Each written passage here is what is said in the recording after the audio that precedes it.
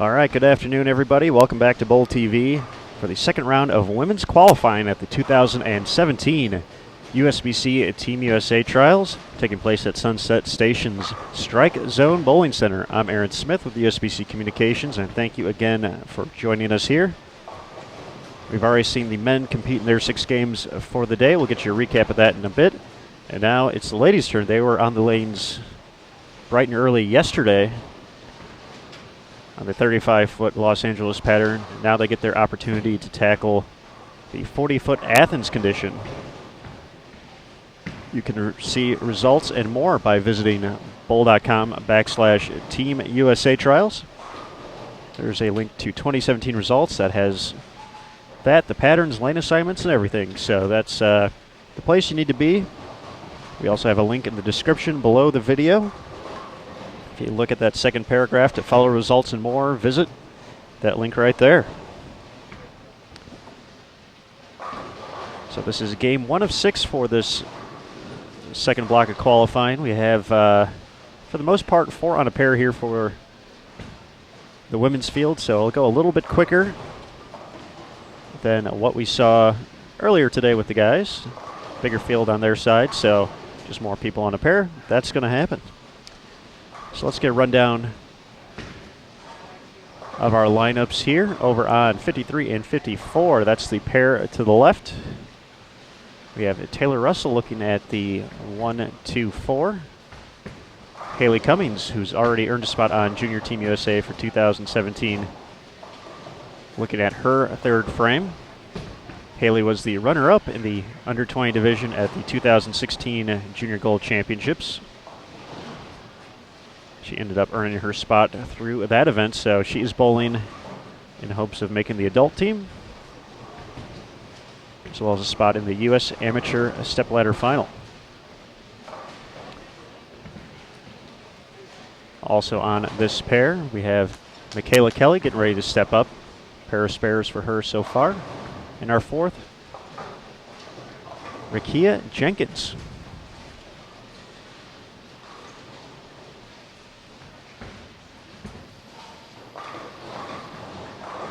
Over on 55 and 56, which is over to your right on our featured pairs, we have Laura Branch, Madison Bailey, Caitlin Cunningham, and Danielle Jedlicki.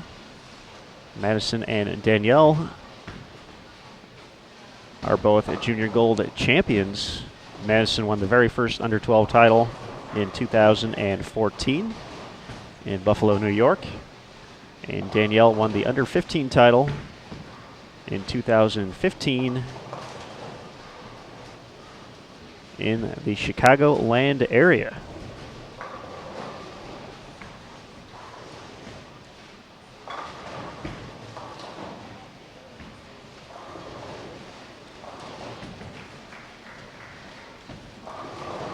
After the opening round of qualifying, technically 3-time Junior Team USA member and collegiate standout at Wichita State, Sydney Brummett led the way with a 1393 total to earn just 1 ranking point. Sydney has already earned the spot in 2017, also through the Junior Gold Championships. So she's hoping to move on to the adult team as well. Sitting in second, defending Team Trials champion Danielle McEwen.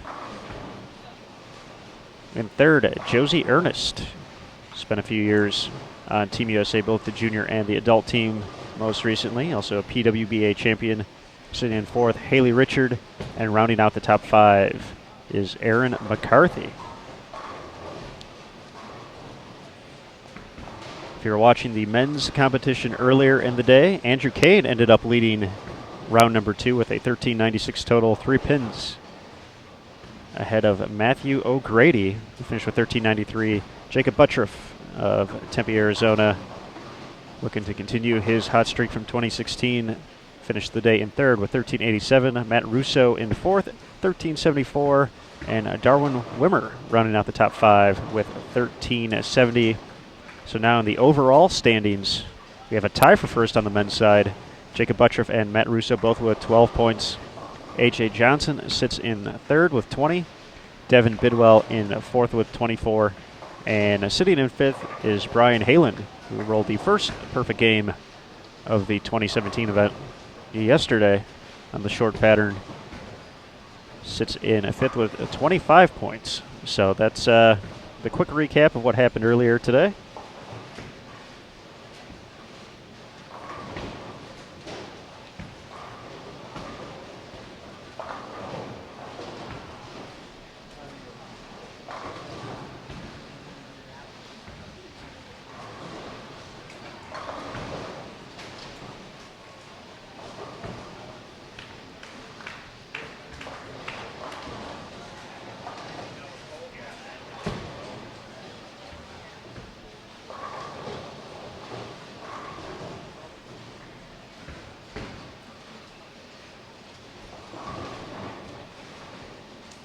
So if this is your first time tuning in to Team Trials, or maybe you're just not familiar with the ranking points, we'll give you a quick rundown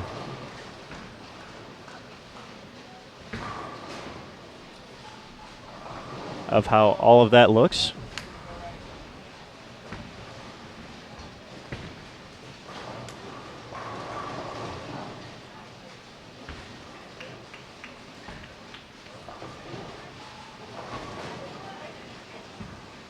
Right after we adjust this camera.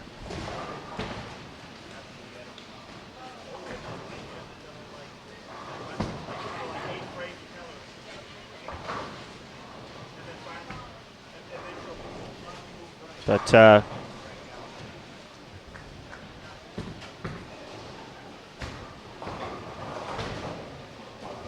we'll answer a quick question in the chat before we get to that. Tristan asking about the youngest participant. You have to be at least 13 years of age to compete, but one pair to our left, we have Laura Kurt competing. I believe she competed last year as well, but I believe she was the youngest competitor last year, so unless there was a new youngster to come in and try their hand at Team Trials, I believe it's still Laura, but something we can confirm down the road.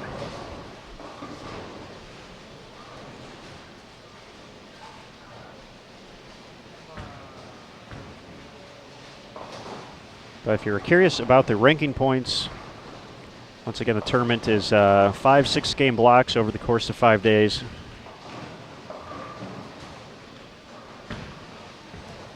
So as we mentioned, Sydney Brummett led the opening day, so she received 1 point. Danielle McEwen was second, so she received 2 points. Josie Ernest was third.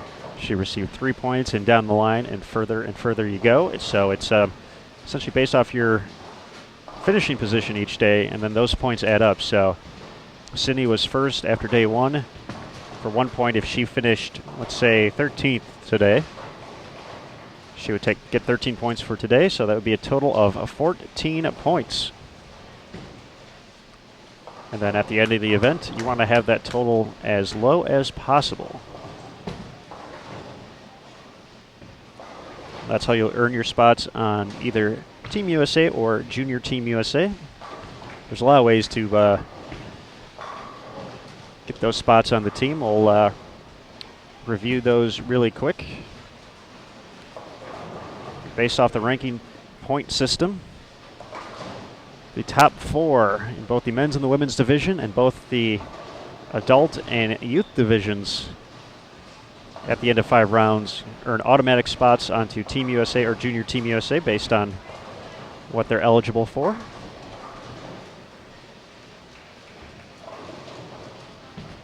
We also have the U.S. Amateur as part of this. The top 3 amateurs at the end of those 5 qualifying blocks on both the men's and the women's side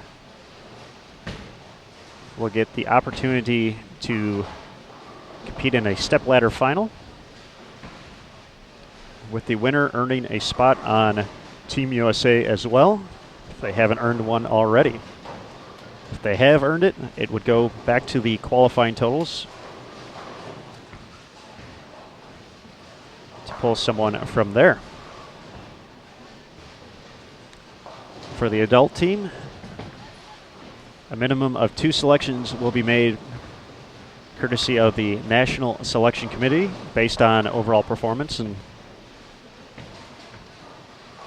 then a maximum of 5 spots will be picked based off of resumes turned in. So there's a certain criteria for resumes. You have had to have been a Team USA or Junior Team USA member in the past 10 years, top 25 in earnings on the 2016 PBA Tour, or in the top 25 in points on the PWBA Tour. So that gets us to our 12. On the youth side, as we mentioned, the 4 automatic spots from Team Trials. The 6 spots already collected from Junior Gold, and then 2 from the National Selection Committee.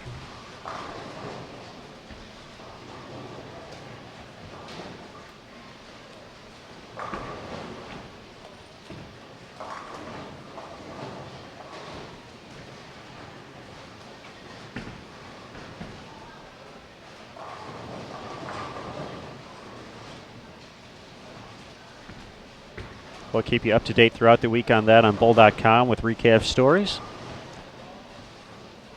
And one of the added perks that we have not mentioned, at least in this broadcast yet, having the other ones, if you happen to win Team Trials, have the lowest total ranking points when it's all said and done after 5 rounds, the winner on both the men's and the women's side will represent the United States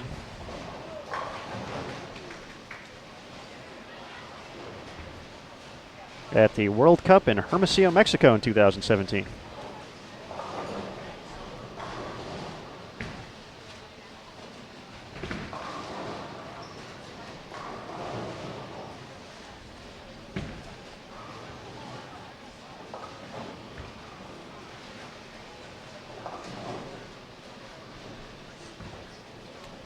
Definitely a lot of information there to collect, and we'll do our best to repeat it throughout the week so everybody is on the same page.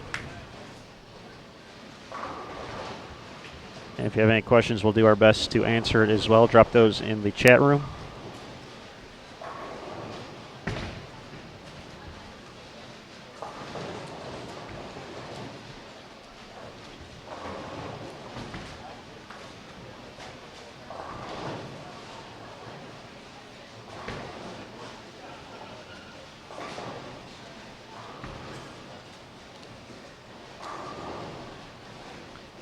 Looking at our current group of 8, Caitlin Cunningham had the best overall performance yesterday on the 35-foot Los Angeles condition, finishing with 12:43 total for 18th place overall, so 18 points for Caitlin, and a nice shot there to follow that up. Caitlin competing in the youth division, so hoping to get one of those spots on Junior Team USA.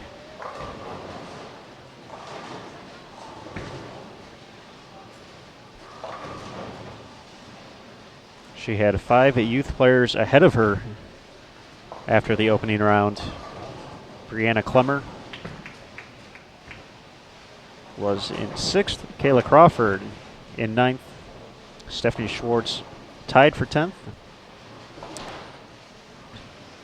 Jessica Milat in 14th, and Stephanie Zavala in 17th. So definitely some strong competition in the early going on the youth side.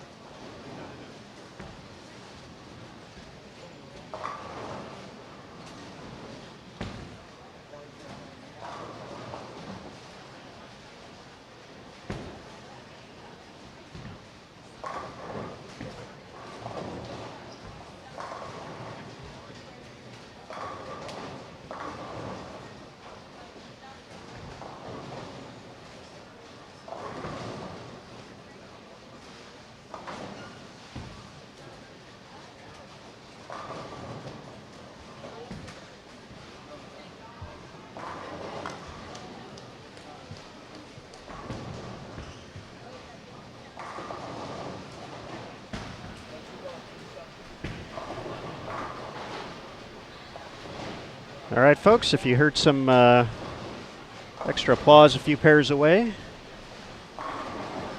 Missy Parkin connected for the first 300 on the women's side to kick things off here on Athens. So had to sneak away for a few minutes to capture that, but we'll get that up on the Sport of Bowling USBC Facebook page in just a few moments here. So as we wrap up game number 1 of 6, Missy Parkin getting out of the gate strong, 300. It's a great game from Missy, looking to once again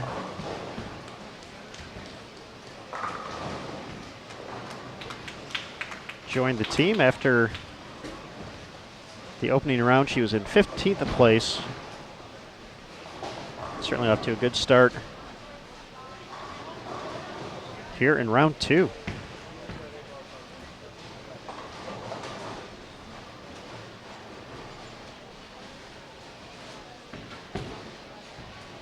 Foundation frame underway on 53 and 54. Already in the 10th on 55 and 56. Caitlin Cunningham finishes with 170, 187 for Laura Branch.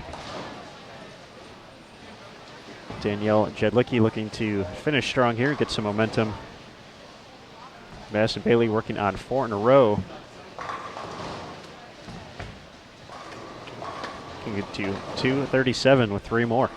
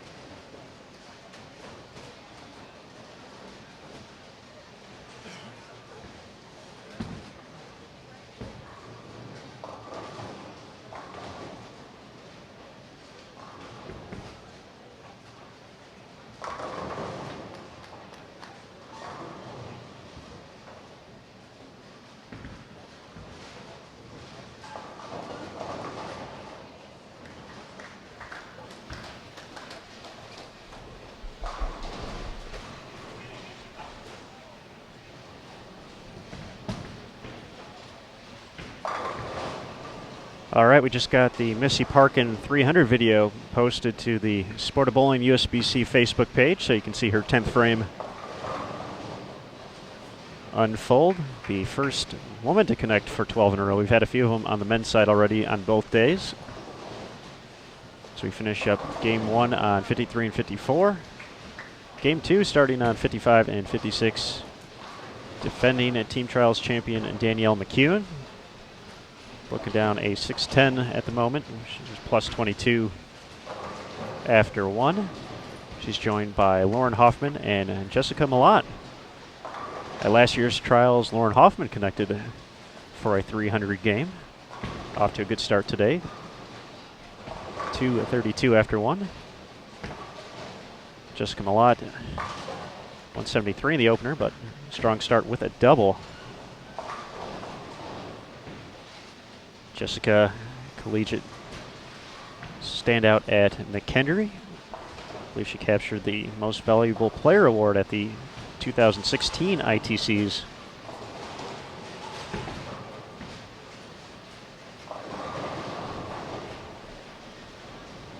Lauren Hoffman, also a collegiate player.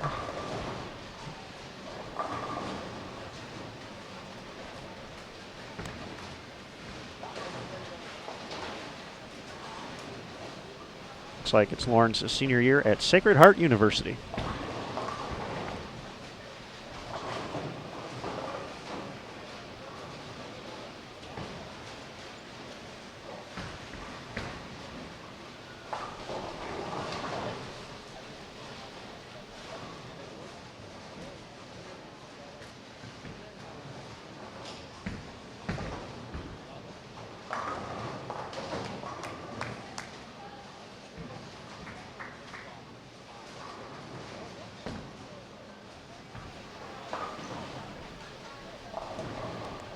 On 53 and 54, we're now underway.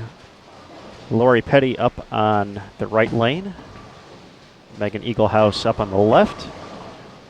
Their other two, Madison McCall and Erin McCarthy.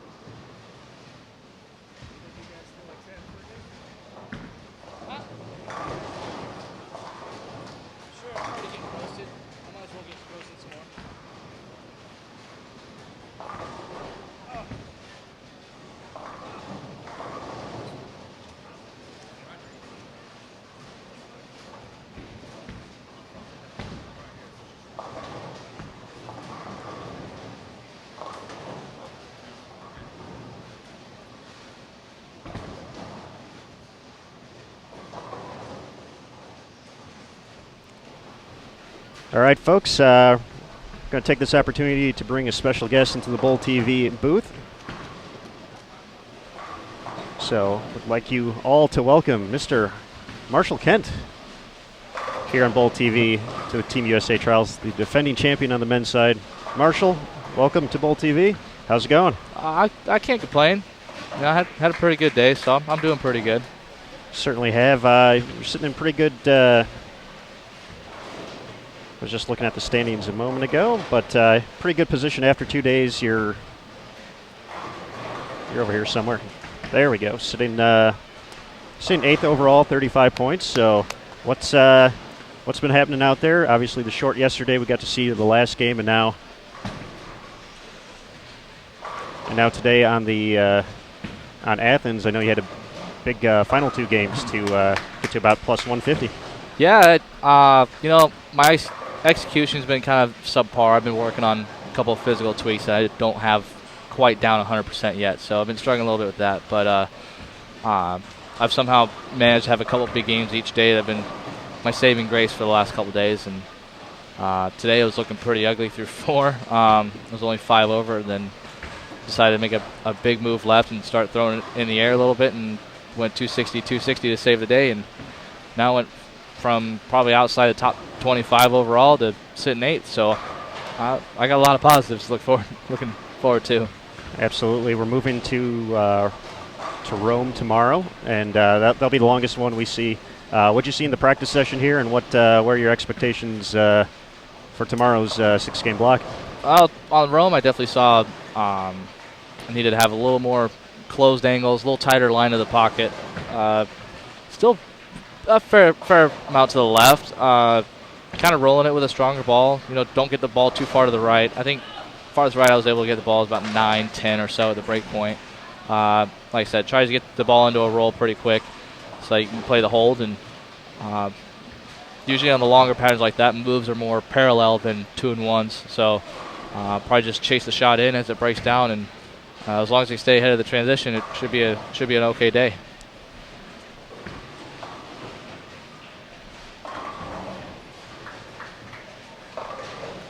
All right, we're in game number 2. You might be following someone on these pairs, perhaps Danielle McEwen. But 222 in the opener. What'd you see for her out there on the lanes game 1? And no strikes yet through 4 frames, but I'm sure she's going to get it going here soon. No, not quite. This pair, she's been struggling with the approaches. There seems to be, I guess, a little rosin or something on them, so she's been slipping. But we finally got our feet back under her towards the end of last game and saved 220 out of it. And then this game, kind of the same issue. The approaches are a little slicker than she expected, so a little trouble getting her feet under her, but I think now we're a little closer. And this pair is playing a little different than the low end down there. We just made the jump from 11 and 12. So we're just kind of trying to figure it out right now. That ball is close. She just threw an IQ to her. Not quite the right shape down lane, so we'll probably either change balls again or kind of parallel her feet a little closer right, get her closer to the friction. And honestly, we're kind of playing a waiting game right now. We're waiting for a little more hold to develop because she likes to keep her angles shut down and trap the ball. So once that develops, I think she'll get pretty comfortable. So we'll just try to get what we can out of these first few games and see what happens in the last 4. All right, and you talk about the shape down lane and getting the chance to watch you here on Bowl TV. Yesterday, obviously, not most folks end up playing 35-foot pattern the way you did. Obviously, I don't want you to reveal too many tricks of the trade, but what are you looking at when you're getting to those type of steep angles like you were, just to be able to continue to carry like that? I'm sure that's probably one of the tougher things to manage when you get that steep that early. It can be. I'm generally looking pretty far right of where I'm actually hitting. Like I've probably crossed 16, 17, 18 at the arrows. I'll be looking at 12, so to speak, just trying to get the ball right as quick as I can. Still trying to get it to read pretty early, though. Even though I've got really steep angles, I'm trying to get the ball to dig and get it into a roll pretty quick so that it doesn't get too far right too quick. And if I do happen to kind of trap one and get one in a little bit, it's still end over end enough to where it'll sit there and maybe 4-pin, or if the hold's developed enough, it'll still go high flush. But that's one of my more comfortable lines to play on short. I do like playing further right with urethane as well, but I do feel that once it gets to that point, I can definitely strike a lot more playing further left, opening up my angles a lot more than I can trying to be really accurate with the urethane ball. So, and kind of the same thing today when I made that big jump left. I'd rather be about 5 or 6 further left and kind of be more aggressive with my hand and have more area to throw at than try to make something work a little further right of that and maybe get 202 out of it. I'll take the gamble and move that 5-6 left and try to get 260 out of it, which it seems to work more often than not, but there are definitely times where I make that jump too soon and pay the price for it. I hear you, but yeah, as of late, that's been, it seems like those big moves have been, even going back to the U.S. Open as well, where all of a sudden you just ended up running away from the field. There's a good shot right there. And now, out of guys on tour, like, where would you rate yourself as a risk taker when it comes to making those type of moves? I mean, obviously, best players in the world out there, but how do you feel you rank as far as making those risky moves? I'm not even sure if that's a category we can judge or we just possibly made up. But that one's a little tough to judge because I don't really talk to very many guys about their lane play strategy and how they go about seeing the lane. Probably definitely much further up there than I think because I do like making the bigger adjustments when things aren't quite working, especially if I firmly believe it's going to work. And I've always been a big believer in the philosophy that if you're going to do something, commit to it, because if I make a move on the lane and try to force it to work or kind of tweak it just so I don't get in too much trouble, I end up maybe going 10 pin, maybe like a 210 or something like that, and all of a sudden I'll have 60 through 4 frames. Whereas I'd rather fully commit to it and just have it be dead wrong and make a big move after that and throw the next 5 in a row. So I'll take that. I'll take the risk on that first frame move, fully commit to it, and if it works, then great. I'm comfortable for the next however many games it works. But I don't tour, especially with as good as those guys are. You don't really have time to throw away frames like that. So especially 3 or 4 frames in a game. All right, we're being joined by defending Team USA Trials men's champion Marshall Kent here in the Bull TV booth. This is the second round of the women's, or second game of the women's qualifying here at the 2017 Team USA Trials. Marshall, did you have a good New Year? I did. It was nice and relaxing. Danielle and I went to Chicago. We found this a fun city to celebrate New Year's, and they always do a fireworks show at midnight. And there's just so much to do in the city that we're never bored there. We actually went there for 3 days, and we ran out of time to go do things because we had this long list of restaurants to eat at and things to go see that we didn't have time to go do it all. So, but it was fun. It was good. And then we came here a day early and kind of just relaxed for a couple of days before we started bowling. Always good, always good. Any New Year's resolutions? Not really. Resolution guy?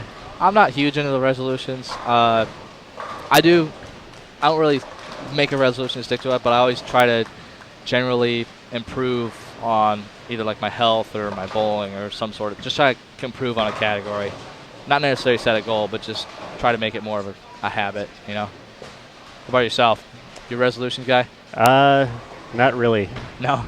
No, I think about the gym every year and then that never happens, so I've just stopped with it, except getting old and fat. So, but that's all right. Yeah, I've tried making the gym a resolution, but that usually only lasts about a week or so. In the past few years, I've been here at Team Trials, so that kind of just throws it all out the window. That first week's gone, and then it's always next year at that point. So. Yep. I said that January 2nd. There's always next year.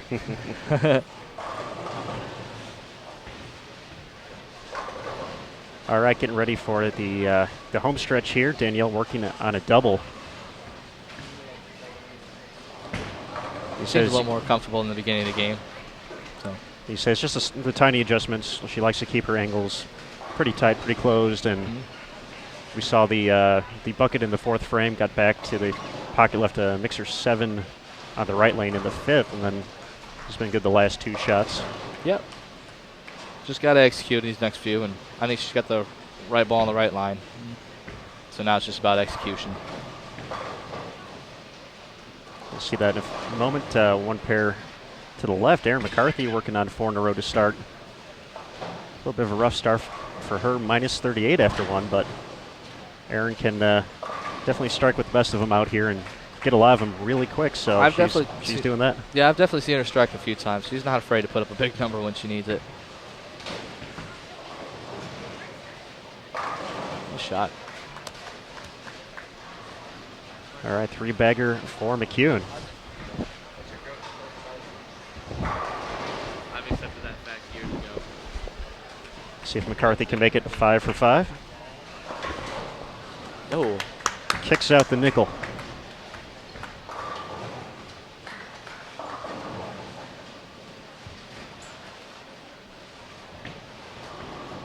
All right, Marshall, Jason Thomas has been kind of bothering you a lot this week, following you around on with the camera, getting some stuff for our social media page. So we got to follow you one shot on the short each game, and definitely a lot of changes there. And then showing your last 2 games a little bit of the slow motion of what you can do when you get left and take a look at those first 15, 20 feet out of the play. Those always seem to be a big talking point amongst folks in social media. Just while you have the opportunity here and got more than 700 people listening, just when it gets to that point, just why do you make those moves? Well, I feel that, especially today when I needed to put up a big score the last couple, I feel like that for me is the best way to strike. I'm comfortable there. When I let go of it, I know if it's going to strike or not, and it worked today. I shot 530 for my last 2, and scores seemed to kind of drop off the last 2. So, like I said, I'm pretty sure I went from outside of the top 30 maybe overall all the way up to 8th in the last 2 games. And it's just a trick that I feel like I've become pretty good at and I have a lot of faith in. So if I get the chance to go to that, I'm definitely going to go to it. And I know there's always the option to, back your hand out of it or ball down to a much weaker ball, even maybe plastic urethane, so to speak. But each player is different. You got to do what makes you comfortable and what you feel like you can score with. And for me, that's moving 10, 12 boards left and throwing it in the air. And I feel like I can create the entry angle to strike a lot, and I think it showed today, the last 2. Certainly can't argue with the results. 267, 263, I believe, were the yes, were the final 2. So, yeah, that's a lot of strikes. Made up some ground pretty quick, so definitely, I think not only saved the day, but saved the tournament as well. It's such a unique format with the points throughout the days that it's impossible to win it day 1, but you can definitely bowl yourself out of it day 1 or even day 2. So I think even game 5 or 6, when you feel like you're having a bad block, every pin still matters. I mean, you may not feel like it, but if you're doubling in the 10th for 170 the last game, that could still be a 10 or 12 points, which could be huge come day 5. So you really don't ever just give up. You just try to get every pin you can, every game, every frame, and just see how it adds up in the end. Yeah, I think that's definitely a very cool aspect of this event, and it's you talk about sprints and marathons over the course of certain events, and certainly the day by day is a sprint, and without the total pinfall, it's kind of a marathon, but kind of not really. But it's we were looking at one of the players we had on Game 6 during the men's squad today.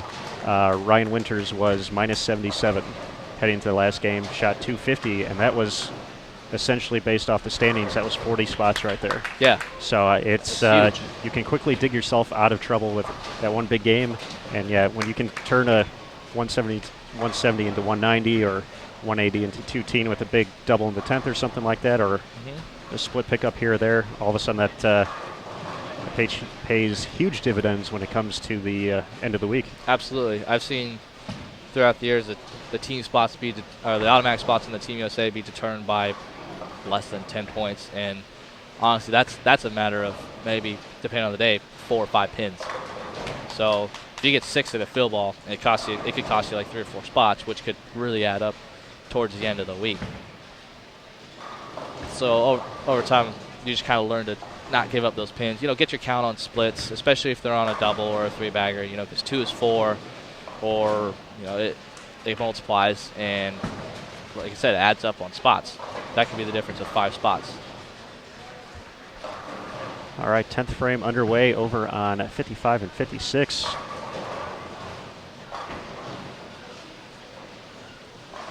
Shot for Danielle didn't quite make it all the way back. Looked at maybe just a touch right off her hand. Yeah, she didn't really like it off her hand. She might have missed it a little bit at the bottom, too.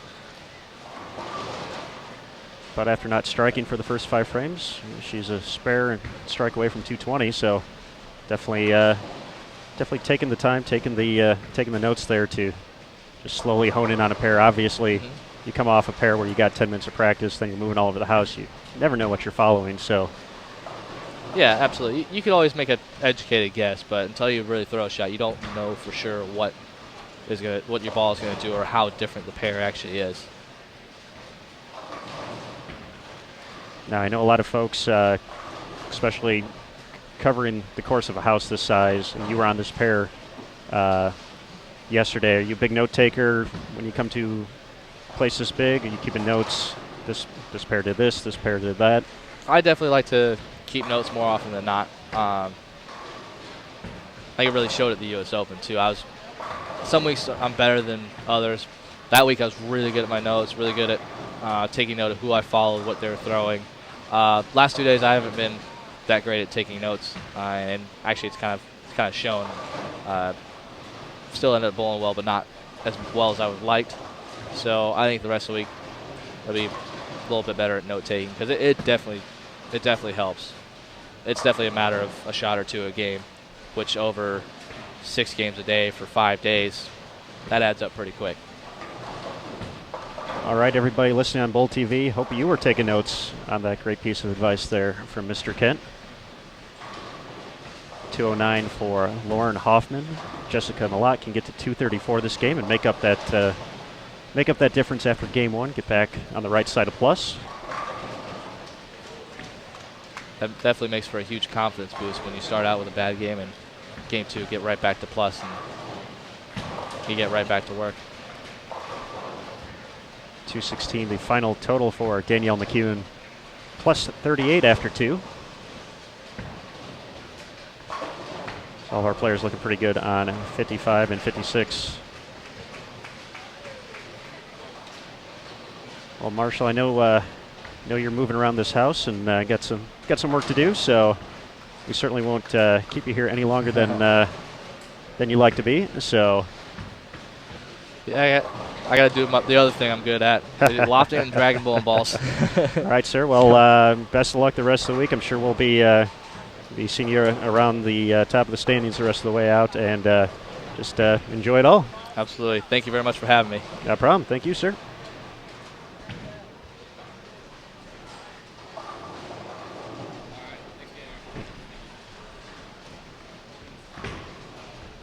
All right, folks, that was Marshall Kent joining us for game number 2 here on Bowl TV. Big thanks to Marshall offering some insight to everything he was seeing out there and seeing right now on the lanes here as well.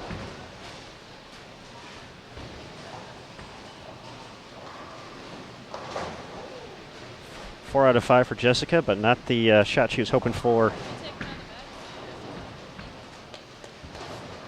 in the 10th there. Still finishes 202. Now at minus 25. Heading the home stretch here on 53 and 54. Aaron McCarthy, 6 out of 7, leading the way. This is the second round of women's qualifying at the 2017 USBC Team USA Trials and US Amateur. Big thanks to everyone for joining us today.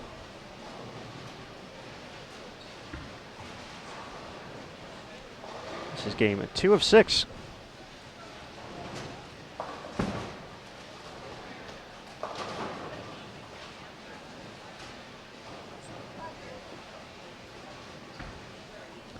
We do have scores updated through one game, now online at bowl.com. Missy Parkin, as we mentioned, 300 to kick things off, leading the way.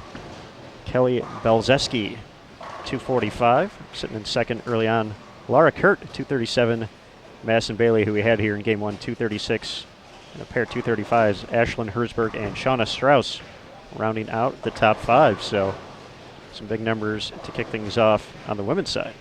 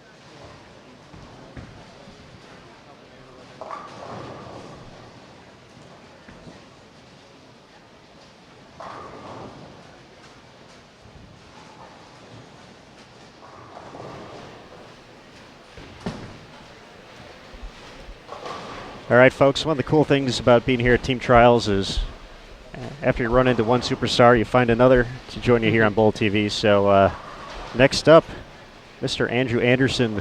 Hi, guys. Joining us. How you doing, Andrew? Good, not too bad. How are you doing? So far, so good. We've gotten to see a lot of great bowling today. Oh, yeah. How'd it go out there for you today? It went pretty well. It was plus 90 after 2. Hit a couple rough pairs in the middle. I got to about 110 over. I think it was a top 20 finish today, maybe, something like that. Not too bad. Looked like 21st, okay. The final total, but I'm making my way up the standings. I had a rough first day. That's why there's 5 days and not one. Absolutely, that's certainly the right mindset and what you got to look forward to coming to this event. Yep. Obviously, a big year last year, making junior team in 2016. Yes. Are you still age eligible for? I am no longer age eligible. I am here for the adult team, hopefully. Going to try to make it happen. I spent 3 years on junior team. I guess my tenure is over.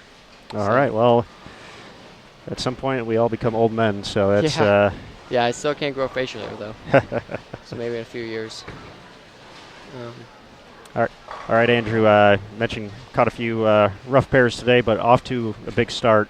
Pretty much 245 out of the gates there, plus 90. Just what was working for you on this 40-foot pattern to start? Well, after practice session, everyone kind of understands that the building hooks a lot, and day one, I like to look at the building characteristics and not so much patterns sometimes. And I struggled a lot day one because I was using way too much surface. So today I came in with a better game plan, less surface, a little slower ball speed. So I was probably a little farther left than most would think. But it worked out definitely in my favor the first couple. But when I hit a couple pairs following people that were farther left than me, and that's when I struggled a little bit. My ball was it was actually burning up, and I couldn't really see it. So I wasn't far enough left for a while, and I'm sure, it's all about who you follow, who you surround yourself with watching. The people I was watching, when I got to the pairs, when I finally figured out that I was too far right, I got a couple big games in their last two to get myself back into contention. But really, I was throwing a cyborg, a track cyborg, shiny. 2000, some polish on it. It really, I had very, very good ball reaction. I was very fortunate. You know, it takes everybody a game or so to get loosened up, it seems like. And especially with the pace, you know, obviously we've had a couple lane problems, but the staff's doing a great job of keeping us on pace, getting the bowlers back in as soon as possible. But it's definitely, this tournament is a struggle for everybody, you know. Sometimes you have to wait in between games, moving pairs, especially when you have a house this big, you know, going from one end to another. You never know what's going to happen. Definitely so, and yeah, that's one of the things Marshall mentioned. Danielle made the move from the low end to the high end for Game 2 here, and a lot of folks, I'm sure, have had to make that run as well. And yep. Yeah, that's you know, something you see not just here, but you know, across all centers. You know, certain sides might play a little tighter, hook a little bit more. Yeah. But yeah, it's all about making that quick adjustment, and Erin certainly has made that adjustment Yes. here this game after Yes. a little bit of a rough start. Looks like Yeah. 162, but she can punch out for 259. Yeah, Erin's running into a little bit of the same problem I am. You know, she's a little on the slower ball speed side, so all the girls that are playing straight, you know, it's hard to watch the people around you bowl really well when it's something that's not your A game. So it makes you want to do it, but at the same time, is it in your best interest? Sometimes it's not. You know, so she had a rough first game, but she's getting it going. She's getting loosened up. Hoping for a couple big games. Big shot here to get back to plus. It's a huge thing with this tournament is when you watch people around you strike, staying in the mindset that there's a lot more than just the people around you bowling. You know, I've been fortunate enough to have some really good draws when it's people I'm bowling with, but unfortunately for me, every time I bowl with AJ Chapman or Devin Bidwell, they're always beating me by 40. So you know, it's hard to get in the mindset that it is 30 games. You know, anything can happen. You've seen a lot of people with the front nine, and it's game changers. You know, I watched a kid the last game. The one that shot 300 yesterday for the first game started with the front eight. He went from being out of it to finishing in the top 10 today. You know, anything can happen. You hit a good pair at the right time. Yeah, it's really a different type of flow to this event. You know, you look at events like the U.S. Open, that's 56 games. You have time to kind of bury yourself out, but with just 6 games for the block and for the ranking points, Yep. yeah, it's if you run into something like that, it's a lot of digging and very quickly to get things going back the right way. It's such a unique format. You know, you don't see this ever, really. I've never bowled in a tournament like this other than team trials, and it's definitely one of my favorite tournaments. You know, you never really, as much as it looks like you can bowl yourself out of this tournament, everybody has a bad day. Everybody has a day where they finish in 40th or 60th. Some of the best bowlers, you know, Marshall, I think it was 2 years ago, the first day he finished like 86th. He went on to finish 3rd, you know. Things like that happen all the time. It's really unique to watch. I love watching other people bowl and the women bowl because you can really see who's very strong mentally, and you can see who's in it for the long haul. There's a lot of girls that I'm sure they're learning. It's definitely a learning experience that you see them have a rough game, and it's how they battle back from that. And that is a very unfortunate break for Madison there. Yeah, Is that the 7-8? I think it was. To be honest, I'm not sure. I saw it spinning, but I don't know if that was a 4 originally, or maybe even a 2 that got all the way over there. But I don't know. All right. So 238 for Erin there, essentially back like to par. Yep. That's a perfect example. Have a 162 start. Erin's one of the best in the world for a reason, and starts off the next game with a front 5 after not really having much for ball reaction. So. But yeah, I'm sure it's really fun for you to sit here and watch all the great bowlers come through. You know, you get to see a lot of unique bowlers in general. You know, not even only the way they throw it, but the way they react to what happens. You know, I was a couple pairs away from Jacob Butturf today. You know, one of the hottest bowlers in the world, and it's amazing to see him go on some of his runs. You know, it looks like he's going to shoot a 160 and he turns it into 230. It's amazing to watch some of these bowlers. And sometimes it's often hard to not get caught up in the idea of watching other people. You know, there's so many great bowlers in the field. Certainly, I think that's a cool aspect of it too. Obviously, there's such a great range of competitors in this event, and other events you'll get to see that a little bit. You'll see some of the kids come out to something like the Masters or the U.S. Open, but this field is so diverse, and obviously kids going for junior team, the U.S. Amateur, and the adult team. Yes. The adult team, yeah, it's sure a few folks, especially with the pairs kind of changing up every day. Getting across with a Shannon Pluhowski or a Marshall Kent or an Andrew Anderson for some folks is that's a big moment, and just to see the process of not even everyone's seen these people bowl before. They understand that part, but just maybe the little nuances that before you step up on the approach to see the preparation to get ready for a shot. Oh, yeah. Just those things end up going a long way. I think I love bowling junior gold. I did move up early, but I did bowl junior gold 4 or 5 times, I want to say. I bowled team trials now 5 times, and I honestly cannot think of another tournament I love as much as this tournament. My very first time here, and this is an experience everyone's going to have eventually, I get to bowl with Mike Fagan. So as I'm struggling, shoot a 180, Fagan shoots 230. Shoot 210, Fagan shoots 240. And it was such an awesome experience, and it really showed me how good you can be in this sport. I thought sometimes, when you bowl really well at home and you don't compete against these people all the time, you think you're on top of the world. And then it's a very unique experience when you bowl against the best in the world, and you find out how good your good actually is. So, it's as much as I love junior gold, I really push all the youth bowlers to come and bowl this once, give it a chance. Not only the bowling, but the experience you get with it is unlike any other. Once again, we're being joined by Andrew Anderson here on Bowl TV at the Team USA Trials. I see Erin raking her way. Are you? Yeah, I'm going to head down here in a second. Yep. All right. Well, thanks for having me. Oh, no problem. Best of luck the rest of the way out. You're always welcome to stop on by, too, if you feel the need. So hopefully I do something crazy and get an interview. All right. We'll be looking forward towards that. All right. Andrew Anderson, thank you again.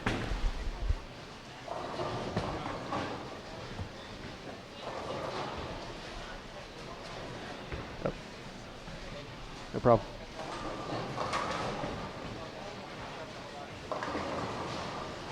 All right, folks. Cool opportunities there. Chat with a few folks. Marshall Kent and Andrew Anderson joining us for Game 2.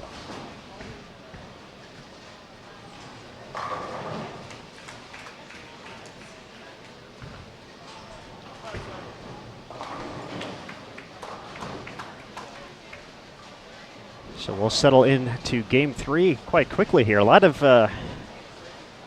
big names here. So this should be pretty fun for everyone at home. Over on 53 and 54, Stephanie Schwartz, our defending U.S. Amateur champion, along with Jacqueline Evans and Sierra Kanemoto, our past 2 under 20 junior gold champions. Sierra won in 2015, and Jacqueline this past summer in 16, along with Taylor Sturm, make up 53 and 54. Over on 55 and 56, we have Rebecca Gotterbarn, Josie Ernest stepping up with the front 2, Ashley Galante, and Shannon Pluhowski, who's been on Team USA for possibly longer than some of our participants have been alive this week. So I believe Shannon looking for her 17th consecutive trip to Team USA.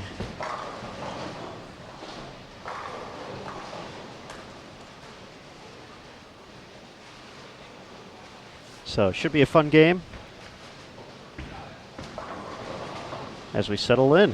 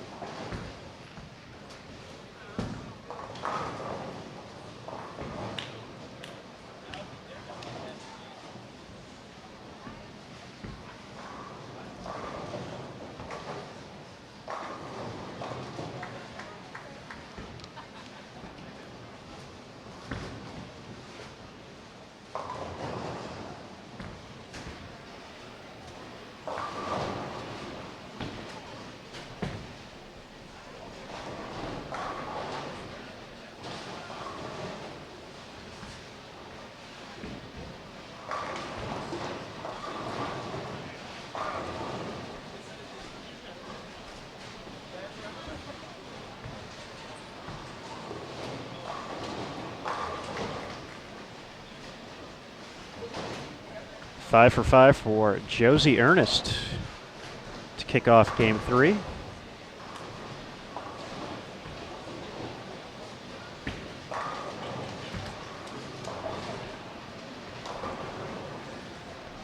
If you haven't checked the Sport of Bowling USBC Facebook page in the past few minutes,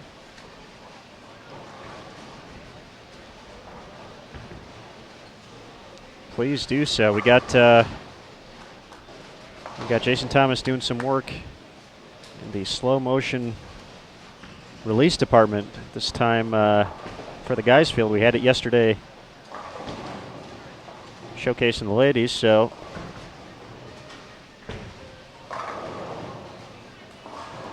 be sure to check that out. Posted about 45 minutes ago. Once again, the Sport of Bowling USBC on Facebook.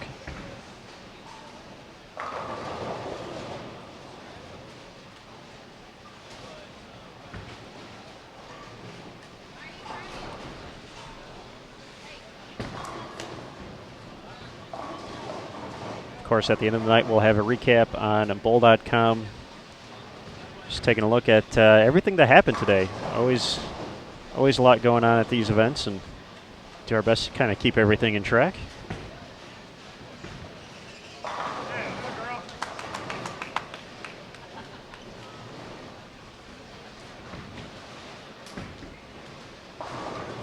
Great shot there from Stephanie Schwartz. The reigning U.S. Amateur Champion. She defeated Heather Panatzer last year to claim the title. Also earned her first spot on the adult team. She's been a 3-time Junior Team USA member. Stephanie also a fantastic collegiate career that's still far from being over. Helped lead Stephen F. Austin to an NCAA title in 2016. She was named Player of the Year by the National 10-Pin Coaches Association after winning Rookie of the Year in the 2015 season.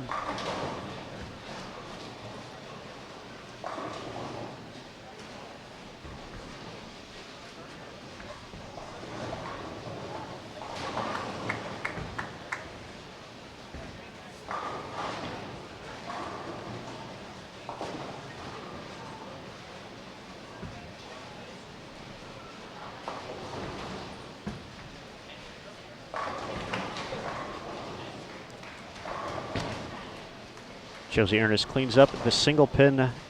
She's looking to make her 5th appearance on Team USA this year. Spent 5 years on the junior team. 2016, a good year for Josie, captured her first PWBA title at the Rochester Open. Also got to collect some hardware at the PAPCON Women's Championships over in Cali, Colombia back in September, I believe. Won gold medal in trios and a silver medal in the team event representing Team USA. Also captured 5 gold medals along with 1 silver at the Tournament of the Americas this year.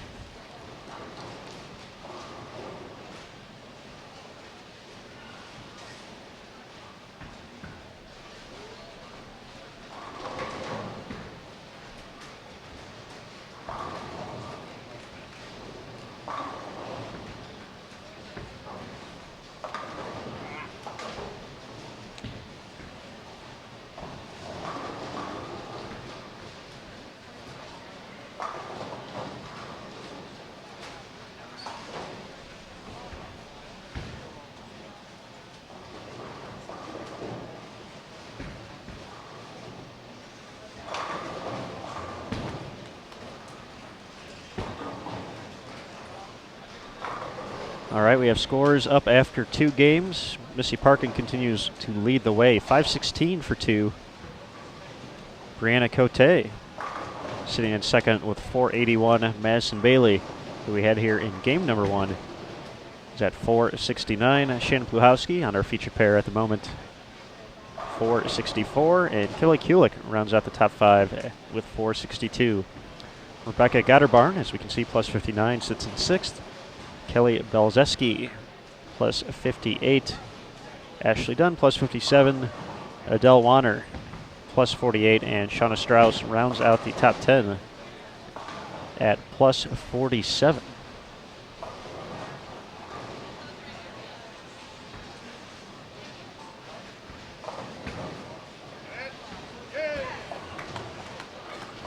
Sierra Kanimoto showing the power.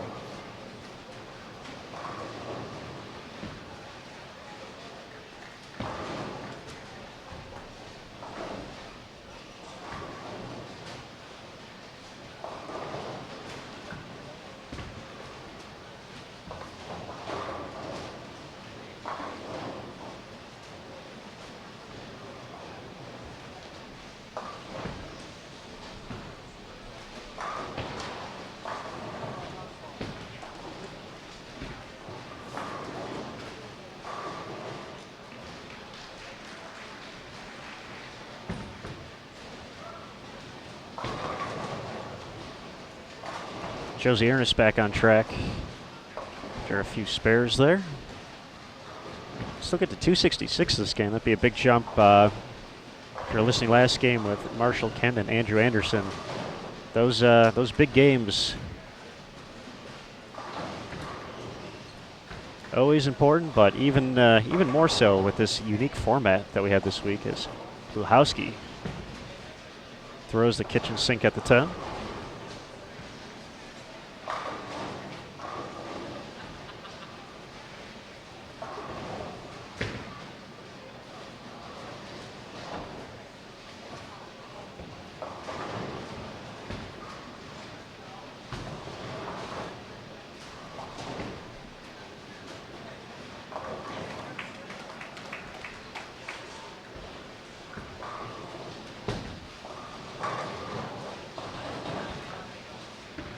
Nice shot there by Ashley Galante, bouncing back after the open in the 8th frame. Can get to 215.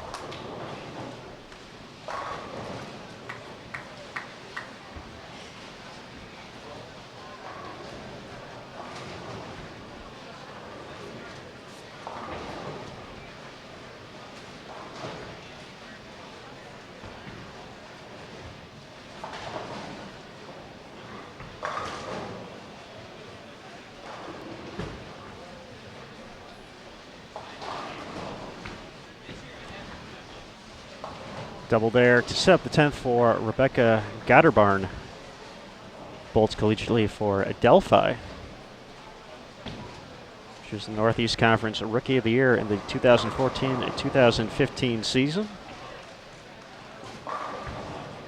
It's been building on that momentum. Currently in her junior season, it appears, from what we can find.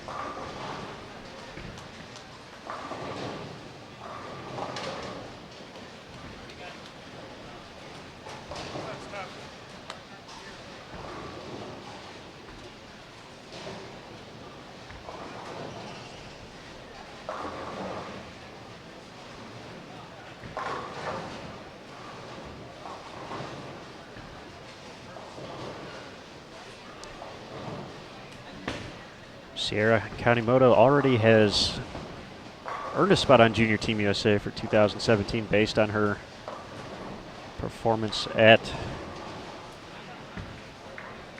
Junior Gold this past summer.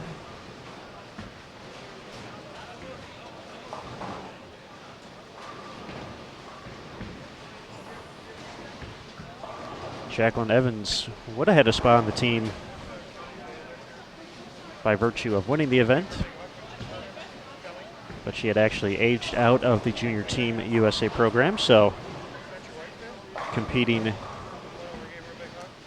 for the adult team here. Definitely a memorable championship match. Jacqueline and Haley Cummings, who we had on during game number 1.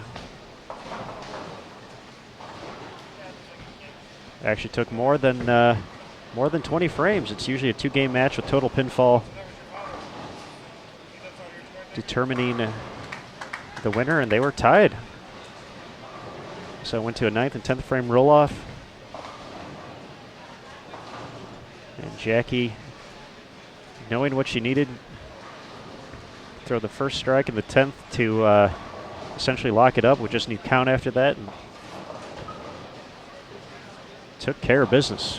Definitely some exciting shows on the Junior Gold telecast throughout the past few years.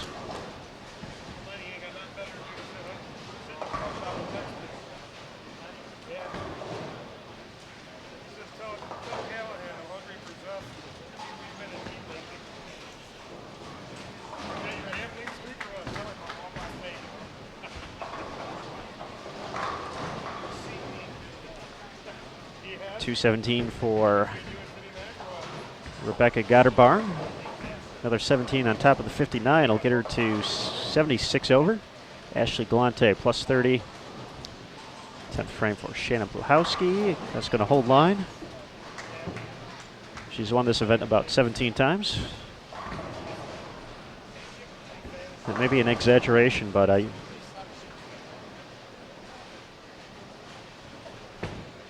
feel it's somewhat close.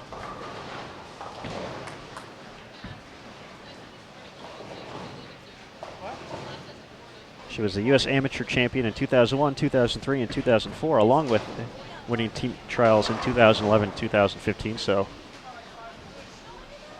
the name has changed a little bit over the years. The format has changed. But with the return of the U.S. Amateur in 2016, it's all clear once again. Big double. One more will get her to 212. Very nice performance across the board on 55 and 56.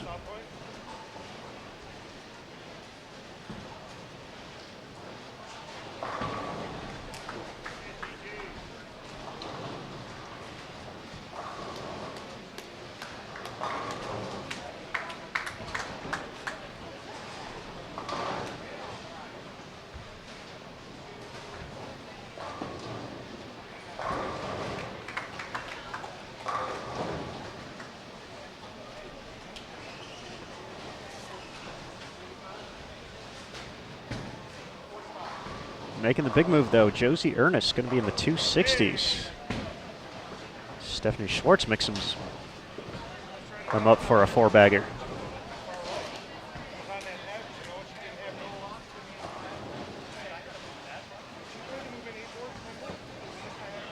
$212 for Bluhowski. She'll get to plus 76.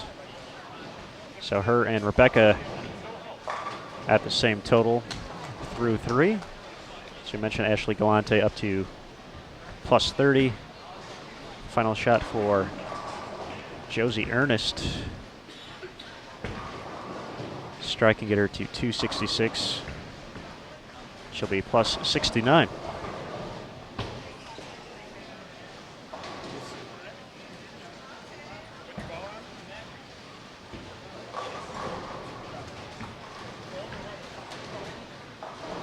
Great game. Josie Ernest, 266 to finish up game 3. Once again, another impressive performance overall by the entire group. Going to have some good games here on 53 and 54 as well.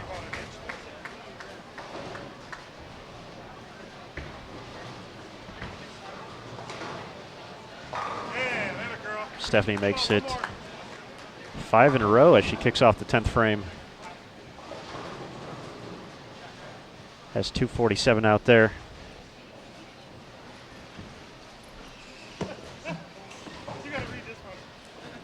Get her to plus 40.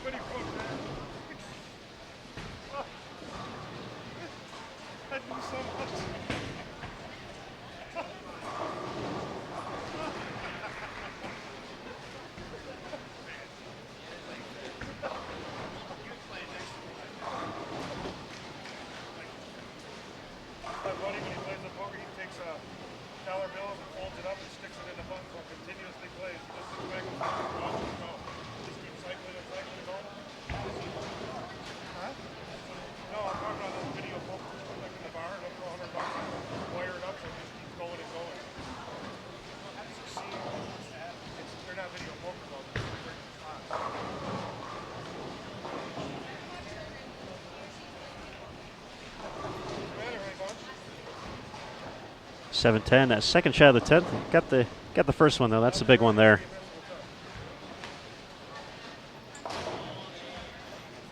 So she'll be in the 230s, essentially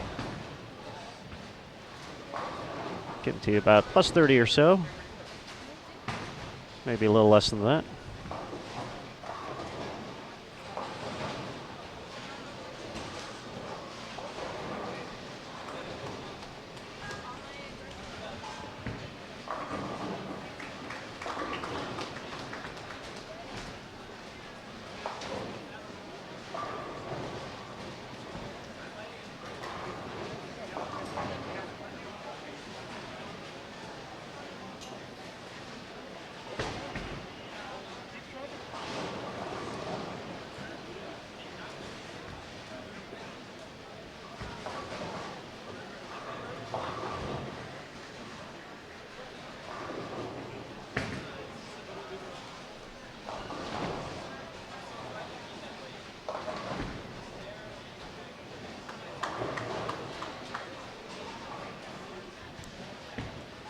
Open the 10th for Evans. She finishes with 190. That'll drop her down to plus 26. 234 for Stephanie Schwartz. That'll get her to plus 27. So her and Jackie right around the same mark.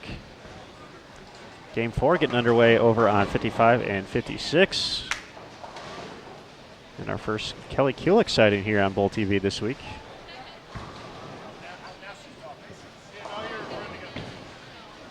Kelly at plus 68. Brittany Kolatsny at plus 19. Angelica Anthony leaving the bucket there is plus 3. Crystal Elliott rounds out the group. She's at minus 22.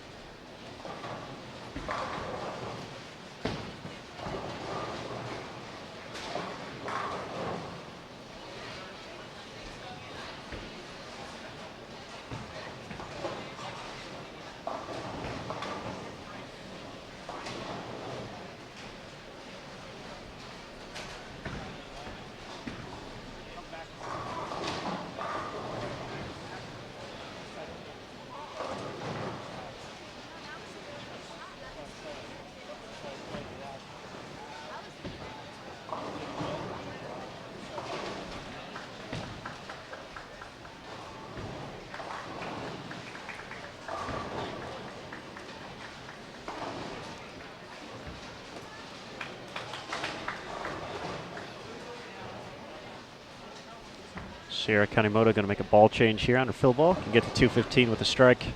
Looking for a little bit more information as she heads to her next pair. I'm not sure if Taylor is waiting for a ball return or possibly get a pin spotted there.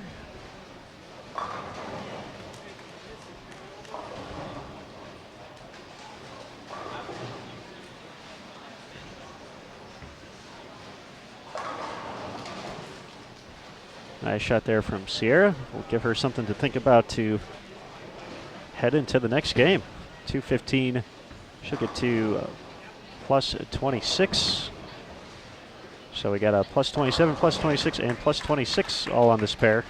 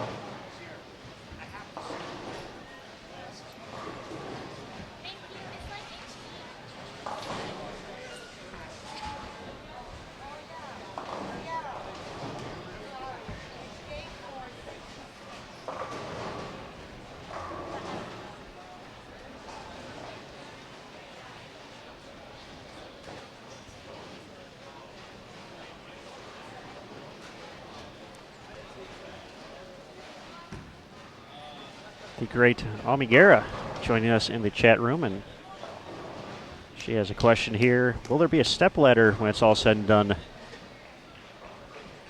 And there will be one for the U.S. amateur portion of the event only. So for the actual Team USA trials, it will conclude for pretty much everybody after the 5th 6-game block on Sunday. But we will have the stepladder for the U.S. Amateur. So for those who do not qualify as a professional based off the tournament rules, we'll have the opportunity to advance to that. It's taking the top 3 overall, those who are not professionals, when the week is all said and done. But the Team Trials champion will be the one who represents Team USA at the World Cup. So we will know those before we get to the stepladder final of the U.S. Amateur.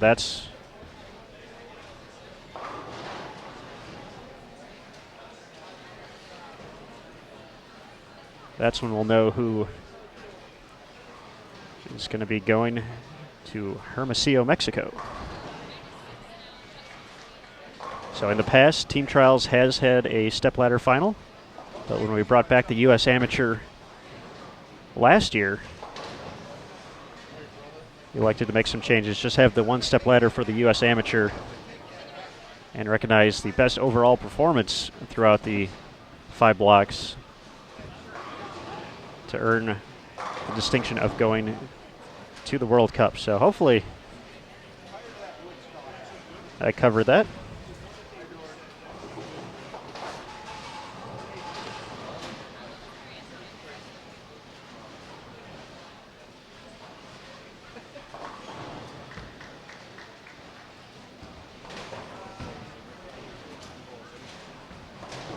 Another question in the chat, essentially whether the requirements or definition of a professional in this event. I can tell you that too.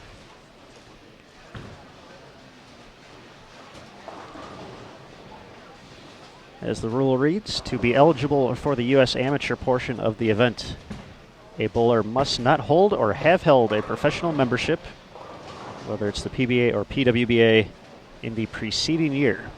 Also, anyone who has won a professional title, whether it's a regional, national, or senior title, as a professional is not eligible to compete as an amateur. Those are the rules right from Tennille Milligan, who's walking by, keeping an eye on things, the high performance manager here of Team USA.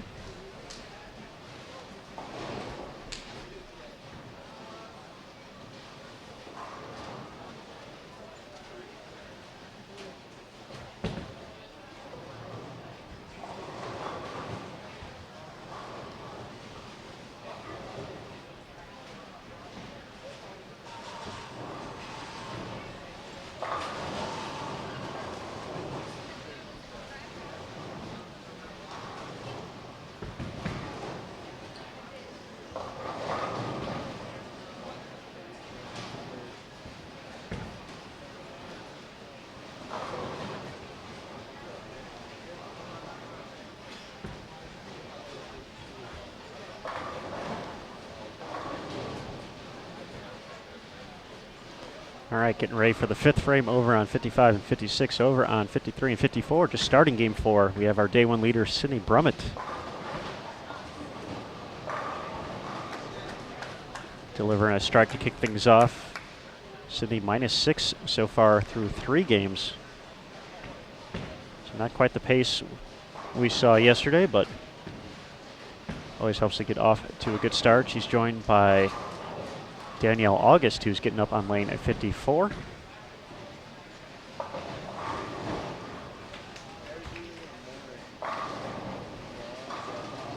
Danielle delivers the strike. We have Kaylin Carl about to go up on 53, and the 4th bowler in the group, Paige Krauser.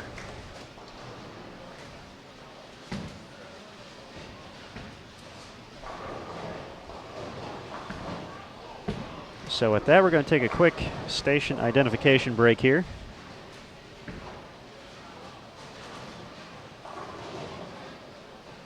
You are watching the second round of women's qualifying at the 2017 USBC Team USA Trials and US Amateur.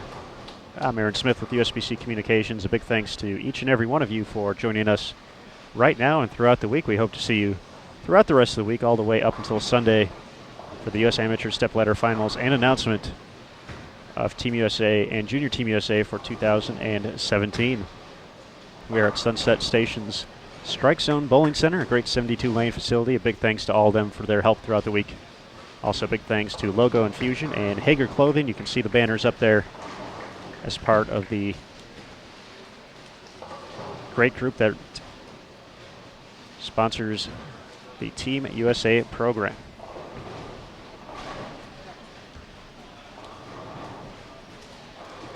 So settle in game 4 of 6 for this block underway here on Bowl TV. Thanks again for joining us.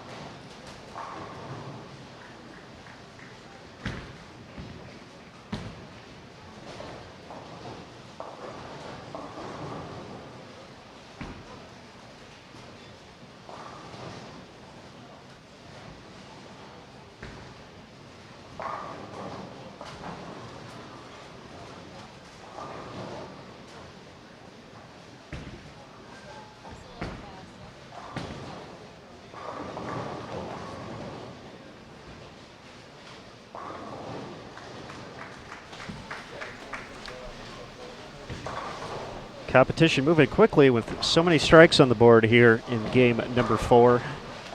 Over on 55 and 56. Kelly Kulik leading the way 7 out of 8.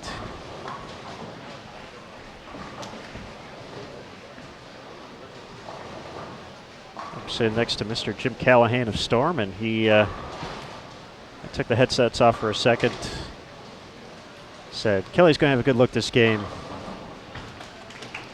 Called 260, so Jim is 2 strikes away from making that happen. Kelly already at plus 68 through 3, so this would be a quick double up of that. Although, knowing Kelly, I'm sure she would much rather have the 279. Crystal Elia has bounced back after the early miscue in the first. Looking to set up the foundation frame. Chance to get into the 240s. Great shot there.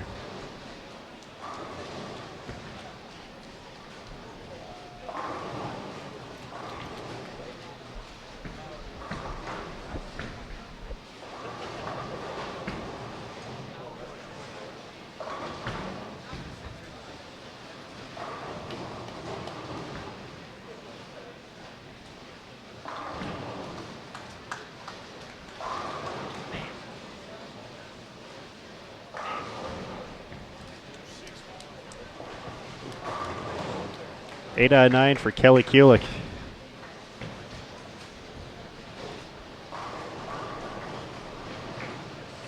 The premonition from Jim Callahan, 1 shot away from coming true.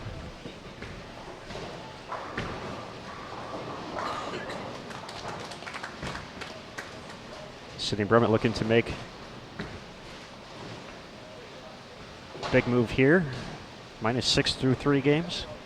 We got to see her on Bowl TV kick things off yesterday. Actually, on the same pair, 53 and 54 had the front 10. And if you go watch that and you see where she's playing now, then you can certainly appreciate not only what these World Bowling patterns test in versatility, but just the shot making skills as well. Sydney was using a urethane ball, playing pretty direct up the outside part of the lane. And now you can see her a few time zones left compared to that. Going to reactive and striking it just as much as we saw yesterday.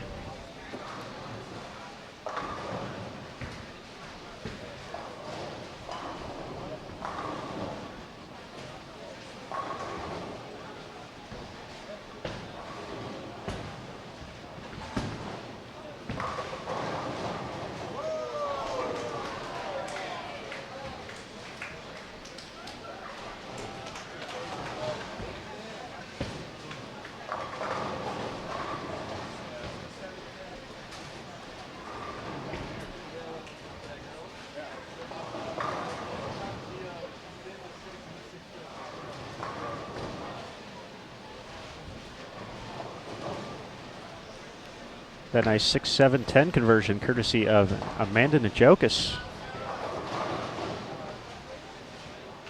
To the left of your screen over on lane 52.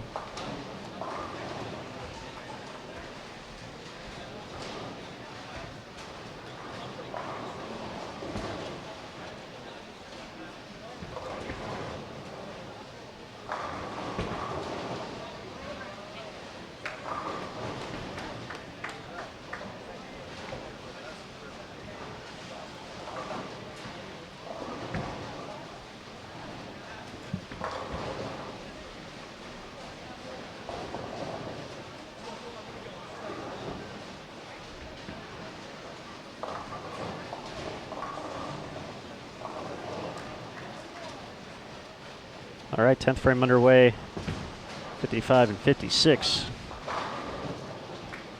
Brittany Kalansny finishes with a 215. That'll get her to plus 34 overall.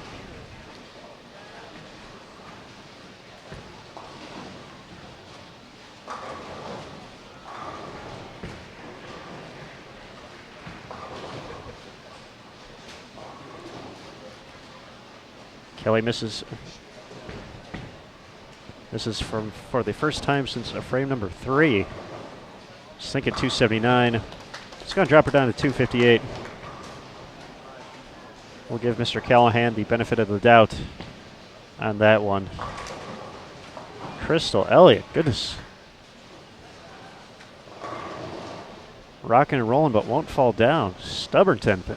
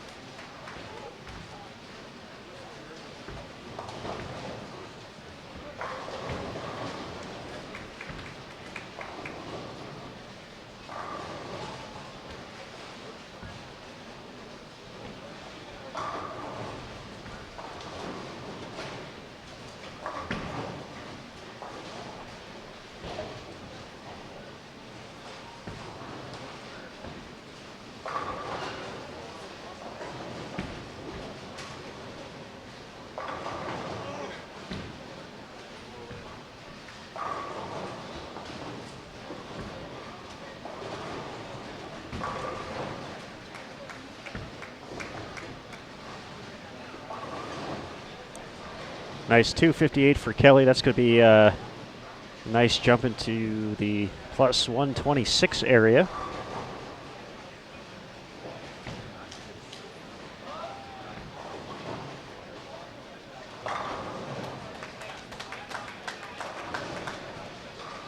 Sydney Brummett, 7 out of 8.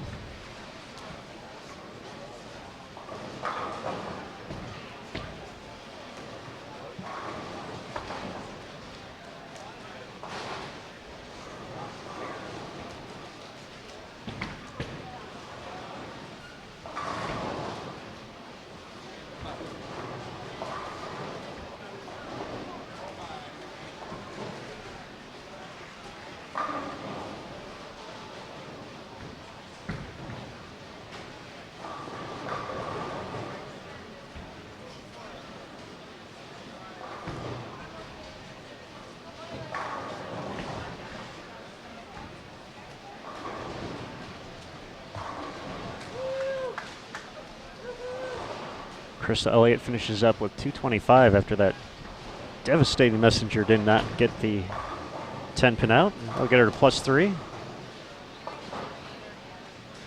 Angelica Anthony at minus 21. Brittany Clancy plus 34. And as we mentioned, Kelly Kulick now up to plus 126 through 4 games. Still a few more frames of business left in game 4 over on the left.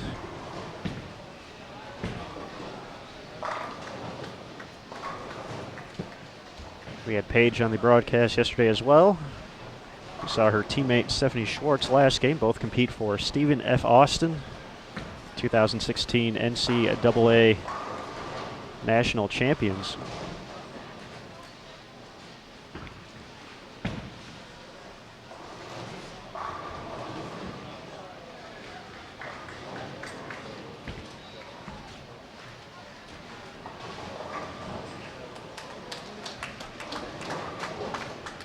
Sydney making her move here.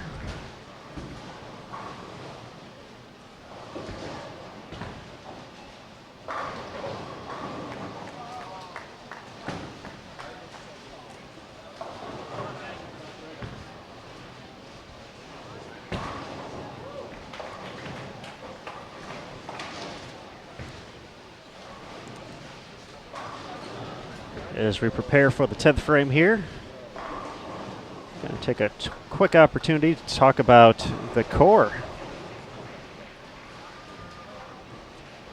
For those of you folks who are already subscribed, we hope you're enjoying some of the behind-the-scenes content being brought to you courtesy of Jason Thomas and the bowlers here. As we mentioned Chip Callahan, he was nice enough to let us mic him up during the practice before the guys hit the lanes yesterday, so on the 35-foot pattern.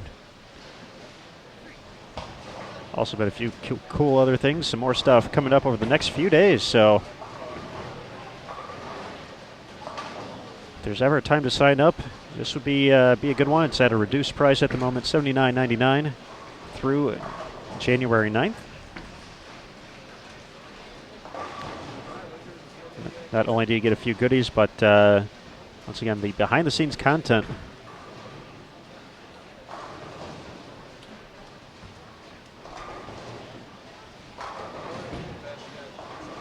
We even saw one of our core subscribers this week, John Struckman, who won a trip to the U.S. Open. Got to be on the TV show. Got to high-five Francois Lavoie after he shot 300. He's here helping out this week. Got a few friends bowling, so he's doing the ball repping a little bit. Always good to see John. Great shot there by Sydney. 10-pin does not cooperate in the 10th, though.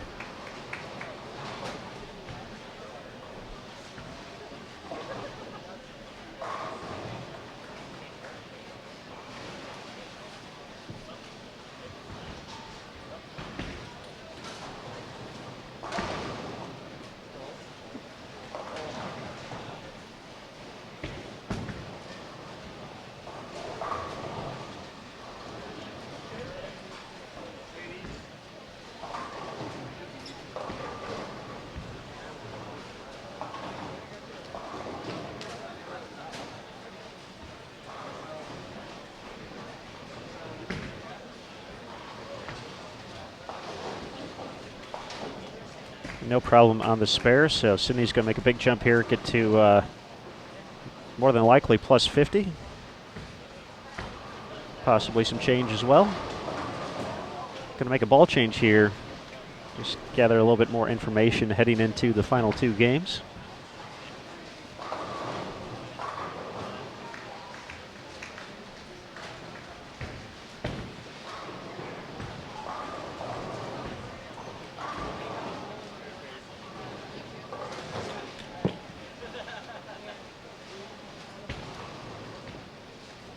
Krauser unable to convert the 245, finishes with 226. So she was even coming into this game. They'll get her to plus 26.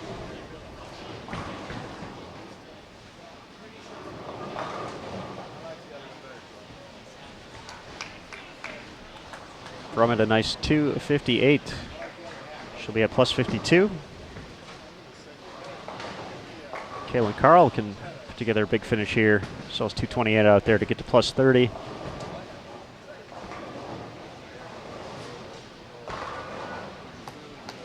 Danielle August looking to finish out the right way. Nice shot there to kick off the 10th.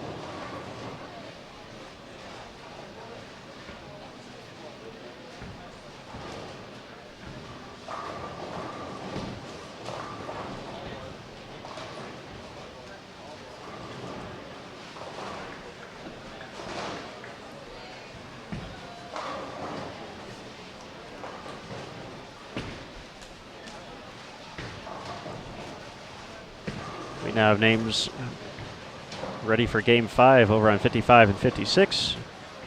Looks like we have Brianna Madison, Megan Kelly, Miranda Pattison, and Dan and Terry joining us.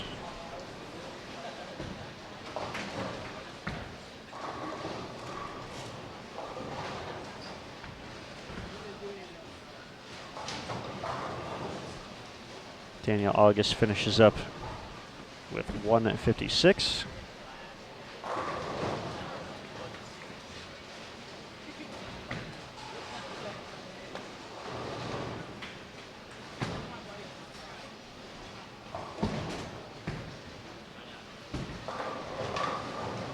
And 217 for Kaylin Carl. She'll get to plus 19.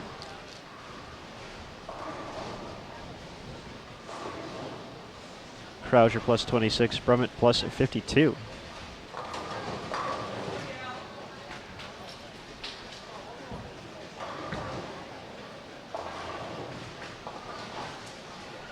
So 2 more games to go today. Game 5 already underway on certain pairs. Definitely a fast-paced event here, a lot going on, but we'll do our best to keep you updated as soon as we get information. This is the second round of women's qualifying at the 2017 USBC Team USA Trials and US Amateur, taking place at Sunset Station, the Strike Zone Bowling Center, 72-lane facility inside the Sunset Station Hotel and Casino. Big thanks to everyone for joining us throughout the week. We hope to see you throughout the extended coverage all the way through Sunday. Everyone sit tight. Game 5 underway and coming up next all at the same time. How about that?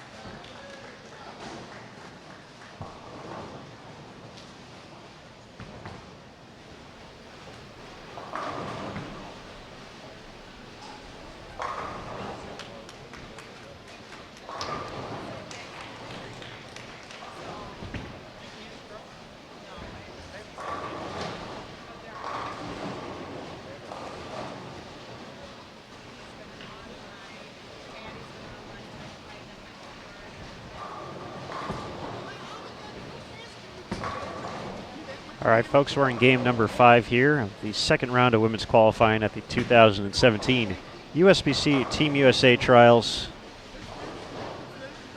and US Amateur.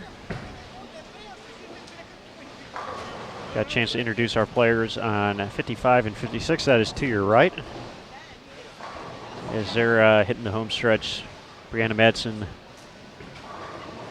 Megan Kelly, Miranda Pattison, and Dan and Terry. Each of those players were minus heading into game 5, so they're going to have their work cut out for them here down the home stretch. On 53 and 54, they started a few frames behind. We have Lily Schell, Dakota Hazelwood, Ashley Rucker, and Haley Richard. Haley, the only player plus out of our current grouping. Had a good day yesterday, finished 4th overall, so she got 4 ranking points.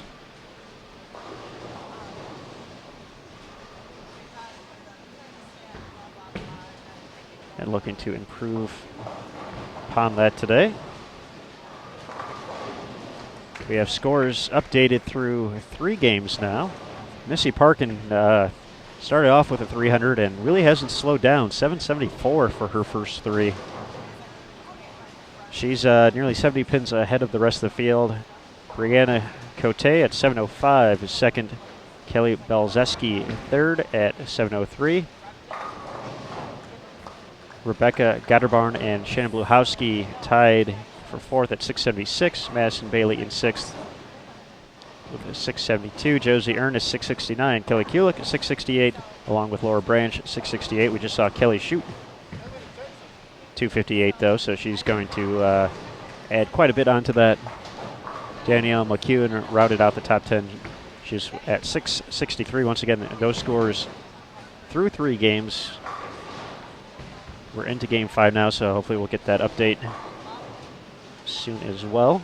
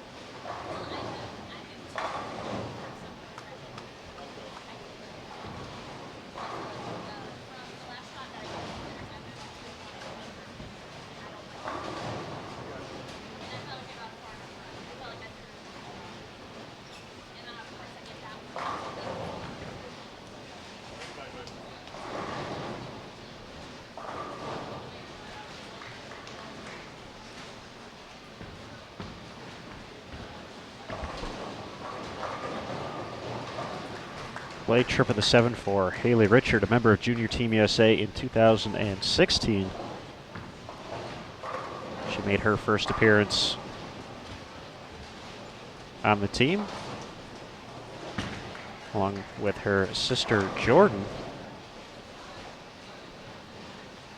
So pretty cool having both Haley and Jordan on Junior Team USA. Both also compete for Arkansas State collegiately. Arkansas State is where Ashley Rucker went to school as well.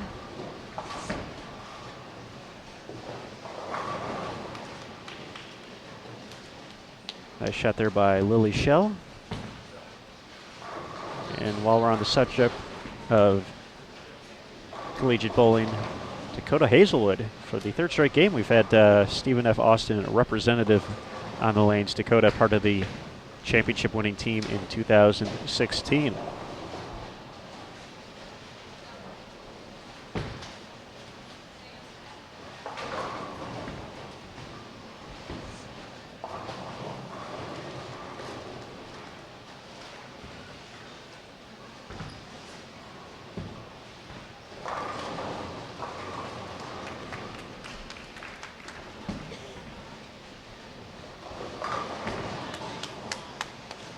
Dakota keeps it going. 6 out of 7 now.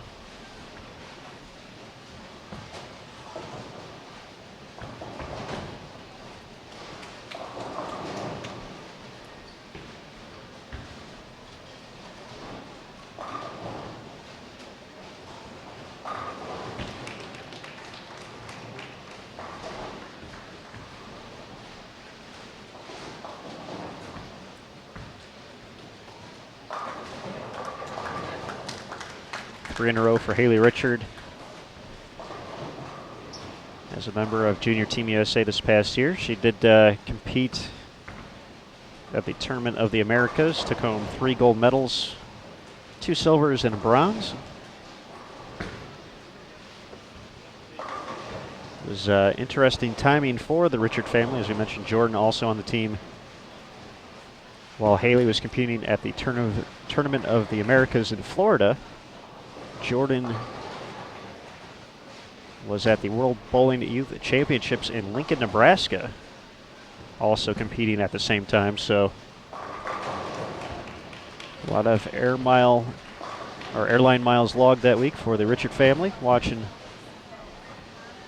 both Jordan and Haley. Jordan took home a silver medal in the team event and a bronze medal in doubles at the World Bowling Youth Championships. We actually had that broadcast live here on Bowl TV back in the summer.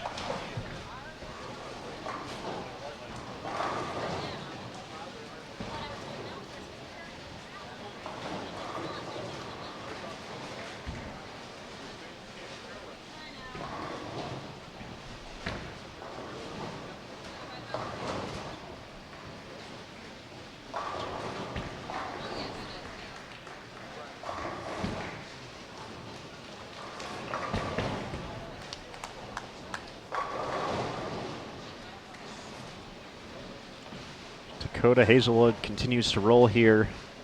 8 out of 9 strikes. Been talking about it all day, and even with a few guest commentators, Marshall Kent, Andrew Anderson, what that one big game can really do to you in this unique format where you have essentially 5 different sprints. Definitely don't want to put yourself in a position to where you need to shoot a big game or two to save the day, but the fact that you can move up that many spots that quickly, sometimes just one big game can take care of a block if you're able to manage the other pairs.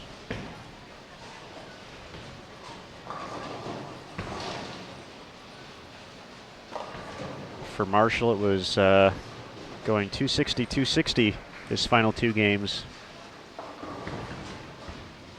After barely being plus through 4 games, he was, I believe, plus 5. Went 267, 263.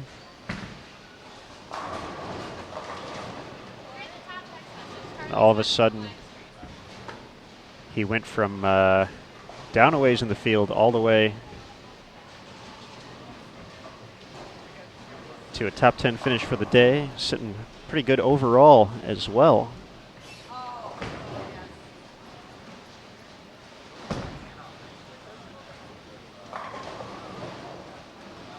Ninth overall for the day for Marshall. To move into 8th overall, so sometimes just 1 or 2 games can take care of the game or take care of the day and move on to the next pattern.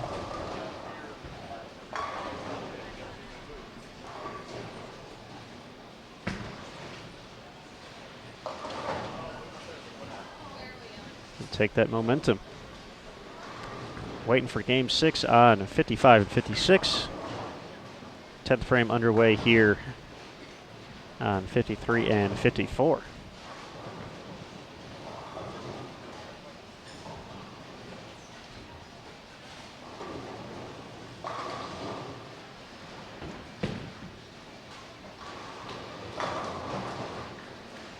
Dakota Hazelwood now in the 260s.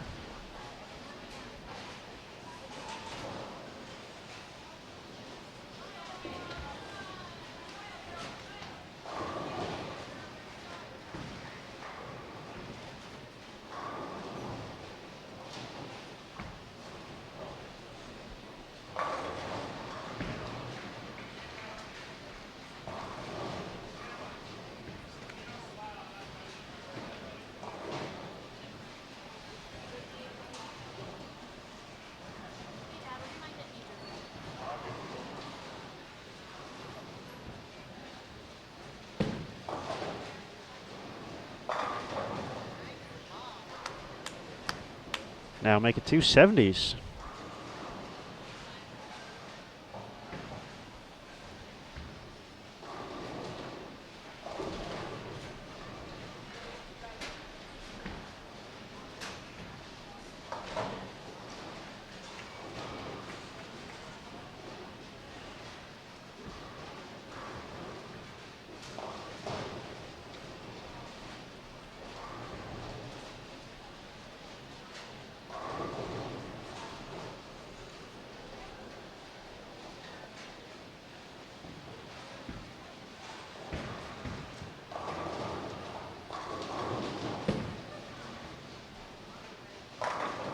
.279, Dakota Hazelwood, great game.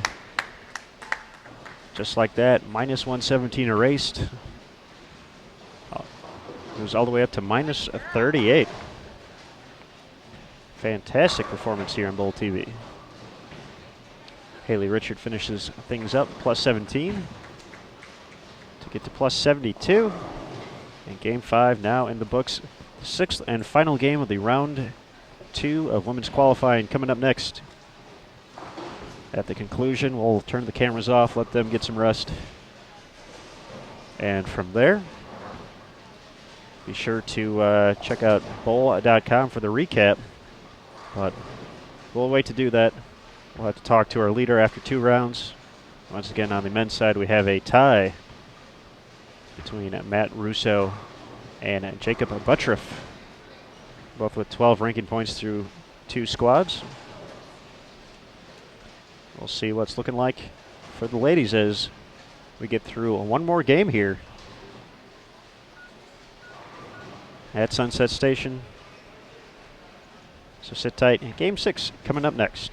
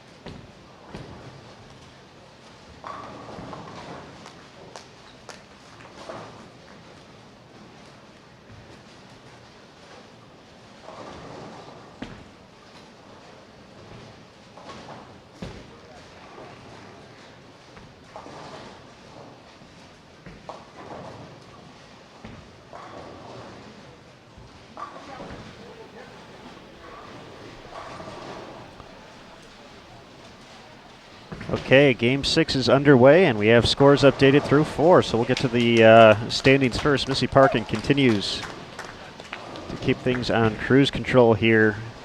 1,003 for her 4 games, averaging more than 250. Once again, started off with a 300 game. Kelly Kulik moves into second. We just saw her, or we saw her that game move into second at plus 126, so that's a 926 4-game total. Shannon Pluhowski in third with 1915. Brianna Cote, 1 pin behind, 1914. Danielle McCune moved into fifth at 911. Rebecca Gatterbarn, 901. Kelly Belzeski, 891. Laura Branch, 889. Kayla Johnson, 869. And Josie Ernest rounds out the top 10 through 4 games with 866. So what does that do to the overall? Well, Danielle McCune, 7 points. If things stay as they are, she's currently leading through 4. Kelly Kulik in second with 10 points. Josie Ernest 13. Sydney Brummett 16. Missy Parkin also 16. Leading the squad. That's the least Missy can walk away with after 2 days. Haley Richard, who we just saw last game, would have 18 points as well. Once again, that's through 4. Those can definitely fluctuate quite a bit here in the final 2 games.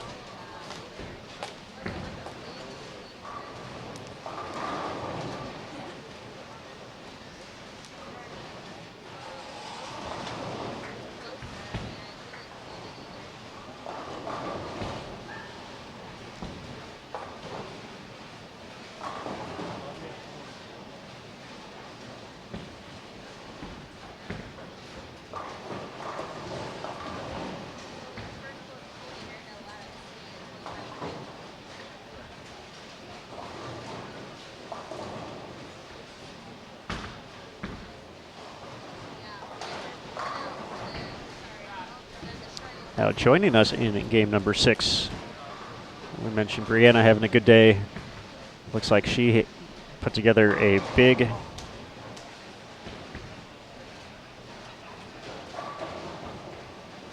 game number 5, 252 to get to plus 166.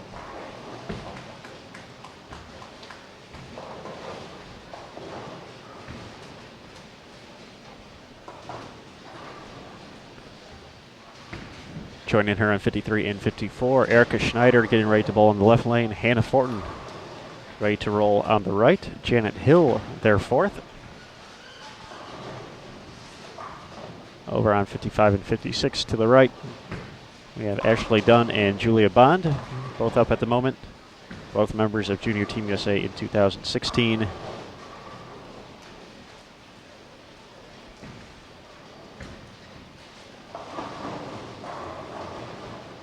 Julia already has punched her ticket for 2017 as well for the junior team through her performance at Junior Gold this past summer. So she's looking to possibly join the adult team as well, maybe win a U.S. amateur title while she's at it. Shots like that certainly will help. Also on 55 and 56, Taryn Gray and Brooke Carroll. We'll see Taryn up on the right lane in a moment.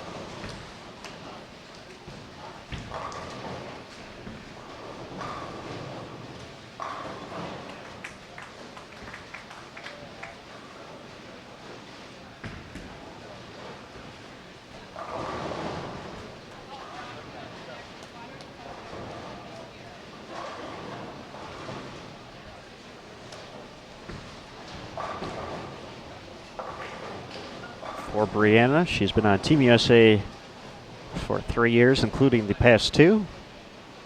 She spent 2 years on the junior team back in 2006 and 2007.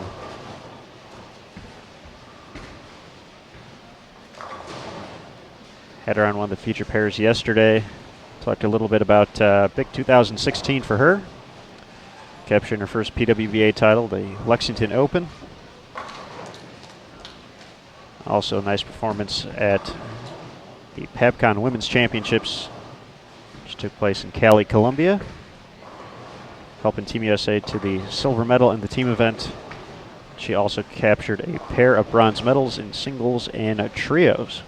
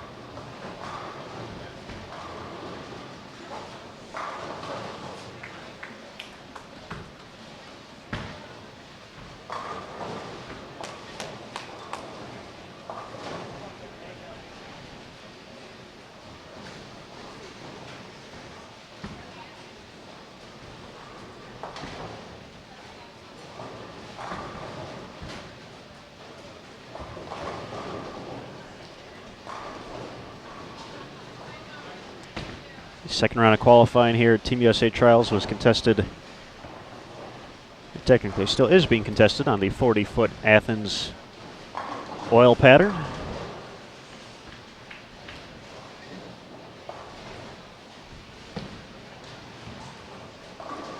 For the guys earlier in the day, saw a few of them get pretty far left.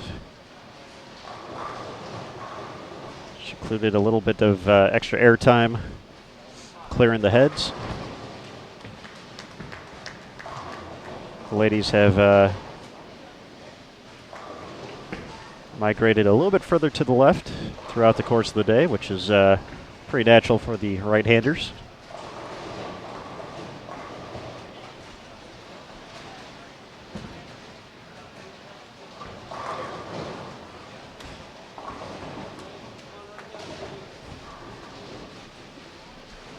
Most of them still keeping fairly direct angles to the pocket, even though they're moving left to open up the lane. Great shot there by Janet, bouncing back after the 710. Tough break there for Ashley Dunn. Great shot.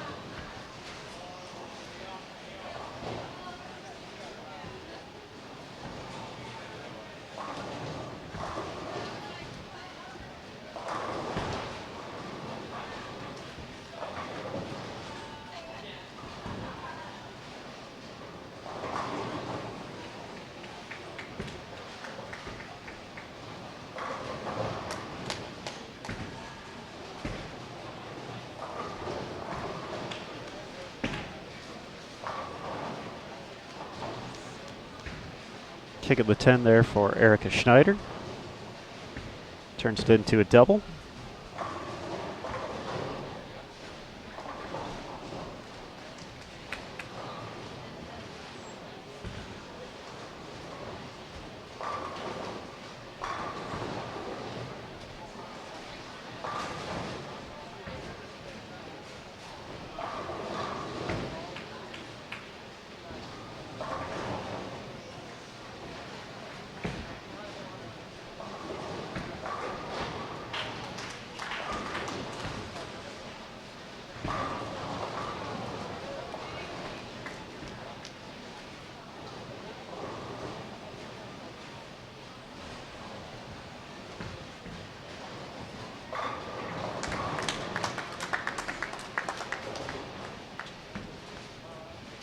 All right, we now have scores updated through 5 games. Missy Parkin continues to lead 12-19 for her 5-game total.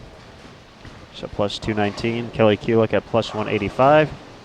Danielle McEwen moves up another spot or two, gets to plus 168, 2 pins ahead of Brianna Cote, plus 166. Shannon Pluhowski, plus 132. Sydney Brummett has been striking a lot since she left Bowl TV, plus 120. Stephanie Schwartz, plus 98. Rebecca Gotterbarn, plus 91.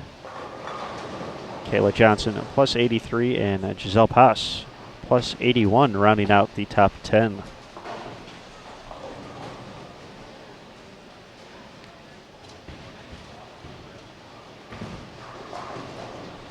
So Danielle still holds the overall lead if everyone remains in the same spot. She would have 5 points through 2 days. Sydney Brummett making the move back into second after leading day 1. She has 7 points at the moment. Kelly Kulik maintaining at 10. Missy Parkin at 16. Haley Richard also at 16. Stephanie Schwartz 17. Kayla Johnson 21. Giselle Paz 23. Erin McCarthy 25. And Stephanie Zavala at 28. Again, you never know what's going to happen in this final game where folks can where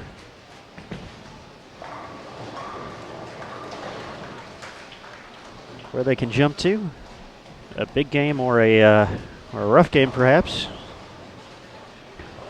Throw those numbers off by a little bit.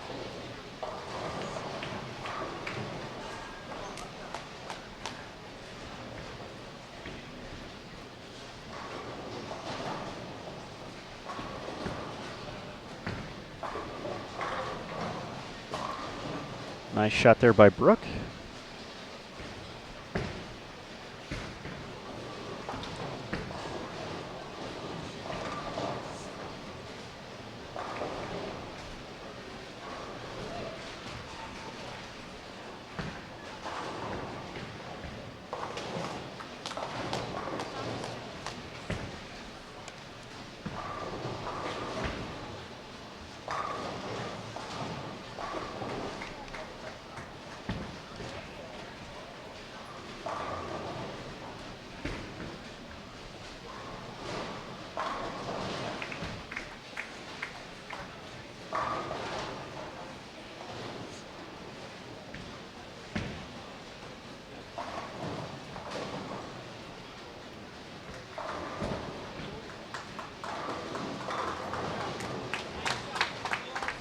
Great shot to set up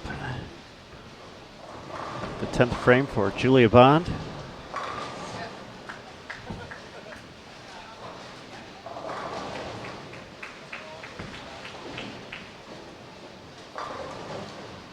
Standout at the University of Nebraska. Was named the most outstanding player at the 2015 NCAA National Championships, helping the Huskers claim the title.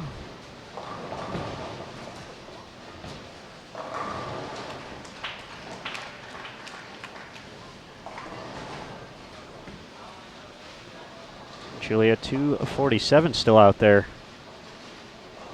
Get her to plus 114. Ashley Dunn also in a position to get into the 240s.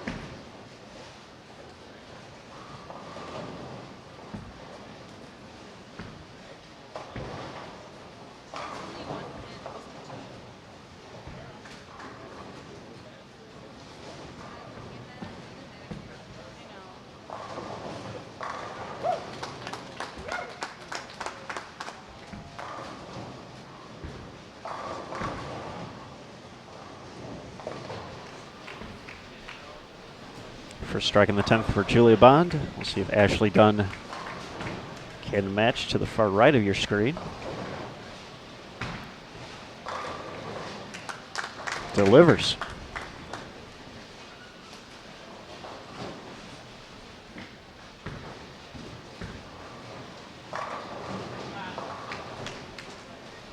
Brianna looking tough this game.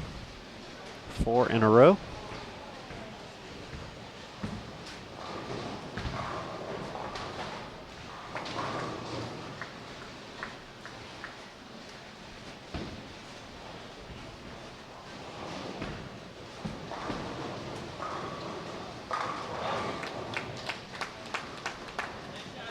Another great shot there from Bond, past junior gold champion.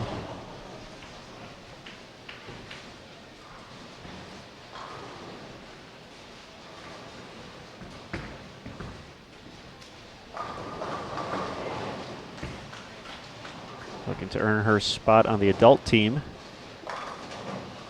Pulled well enough at junior gold in Indianapolis this past summer to secure a spot on the junior team already.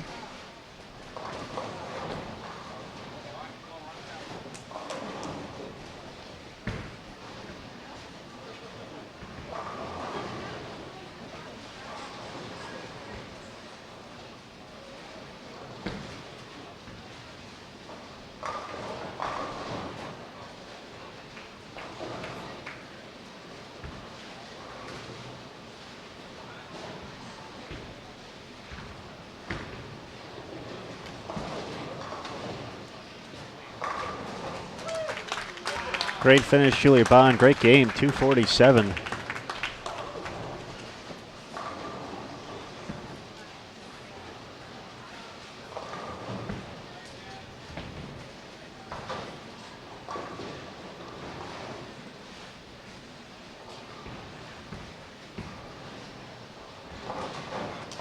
Plus 114 for the day for Bond.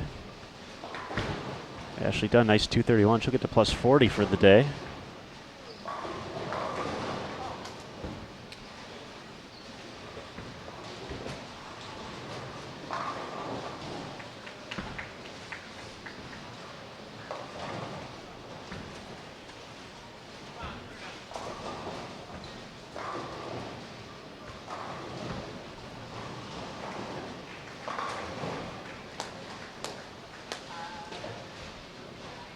Nice shot there from Taryn Gray, looking to finish day 2 the right way.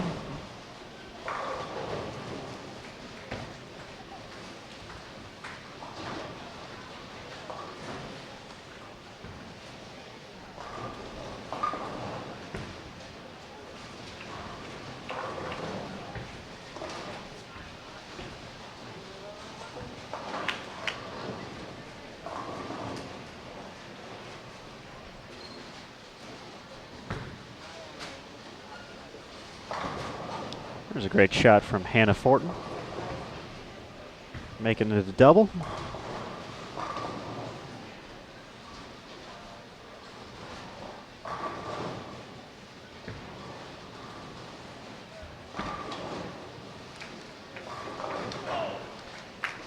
Brianna, no problem with the washout.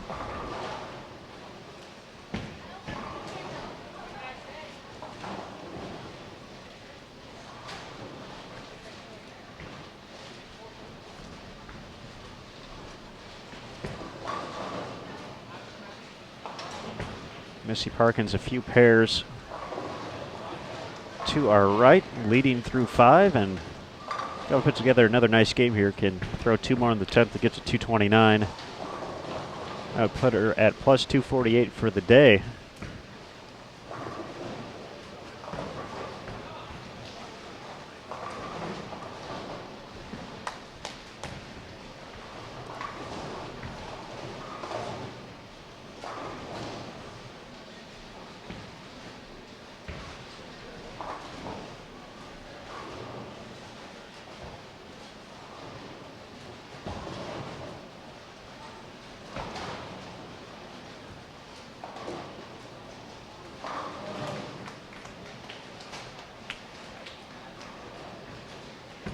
Missy was 34 pins ahead of Kelly Kulik for the overall performance for the day.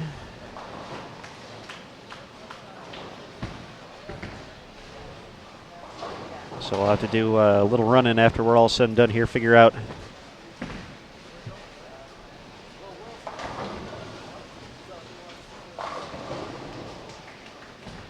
who our overall leader is going to be after day 2 on the women's field.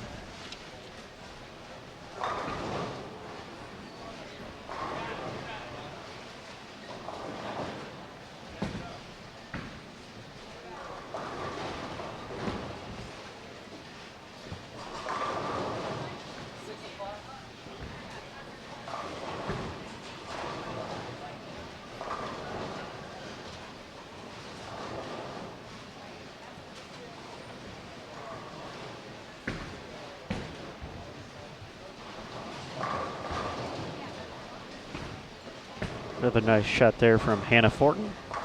Everybody's striking here.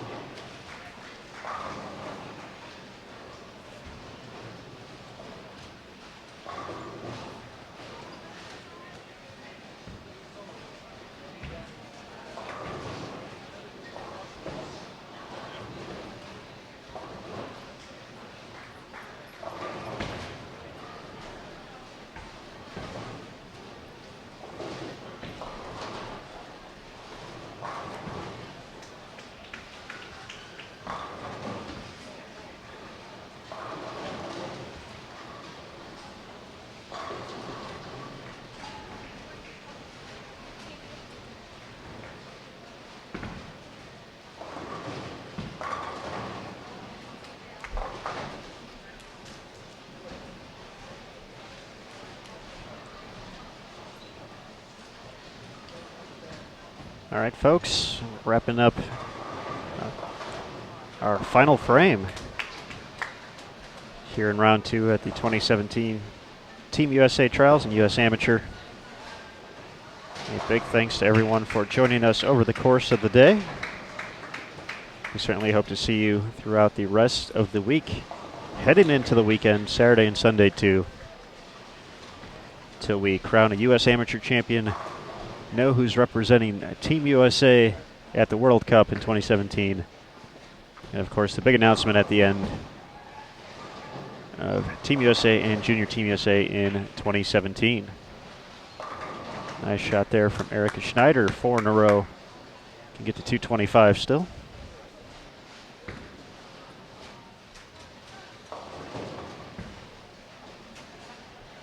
So be sure to tune in to Bowl TV once again tomorrow, starting at 11 a.m. Eastern, 8 a.m. local time here in Henderson, Nevada at Sunset Station. Big thanks to their crew for helping us out throughout the day.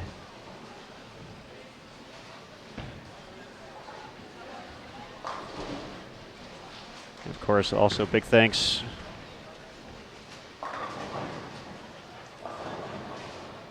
to the staff on site here helping out, to meet Neil Milligan, Robin and Chippa Key, working hard all week here. Good folks at Kegel providing the lane conditions and machines, the official lane maintenance provider here at the Team USA Trials.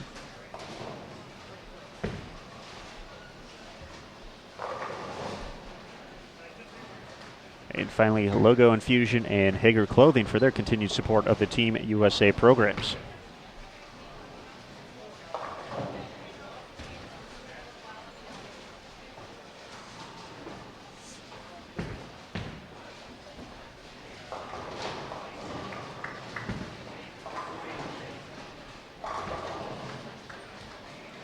Looks like most of the squad here is going to finish up at the same time, so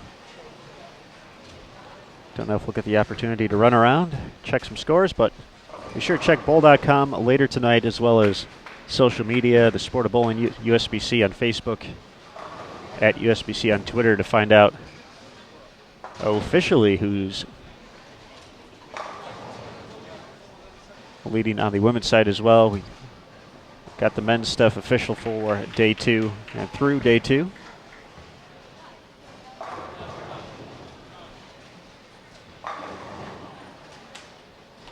But we'll talk to our overall leader. It will be Danielle McEwen, Sydney Brummett, Kelly Kulik, maybe even Missy Parkin, who knows? Numbers can jump up and down that quickly. But regardless, we'll talk to them.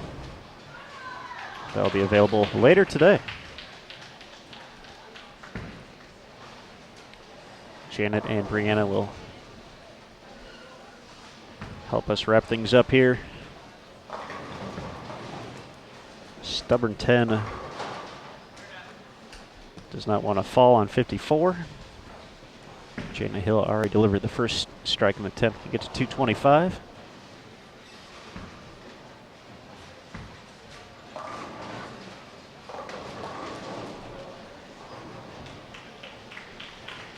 Four-pin stands. 215 still out there, but a nice game to finish up the day.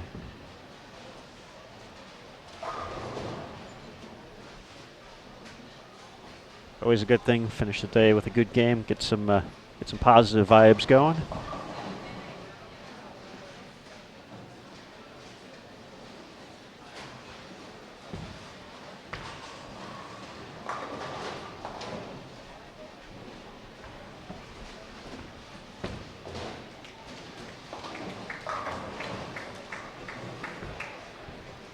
So as we wait for our final shots here, just one more reminder. We'll be back on Bowl TV tomorrow starting at 11 a.m. Eastern with the women's third round here at the Team USA Trials. The men's third round will be at 5 p.m. Eastern right here on Bowl TV. Thanks everyone for spending some time with us. We appreciate all the comments in the chat. Especially appreciate the appropriate ones.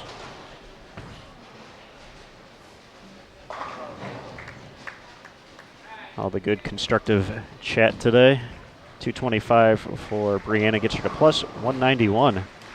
So she'll have a nice day in the books. All right, that's going to do it. We're going to shut the cameras off here, but big thanks once again to everyone. We appreciate the continued support here on Bowl TV. Thanks to Marshall Kent and Andrew Anderson for stepping in for a little bit as well to chat about what they saw on the lanes today as well. So for them, I'm Aaron Smith.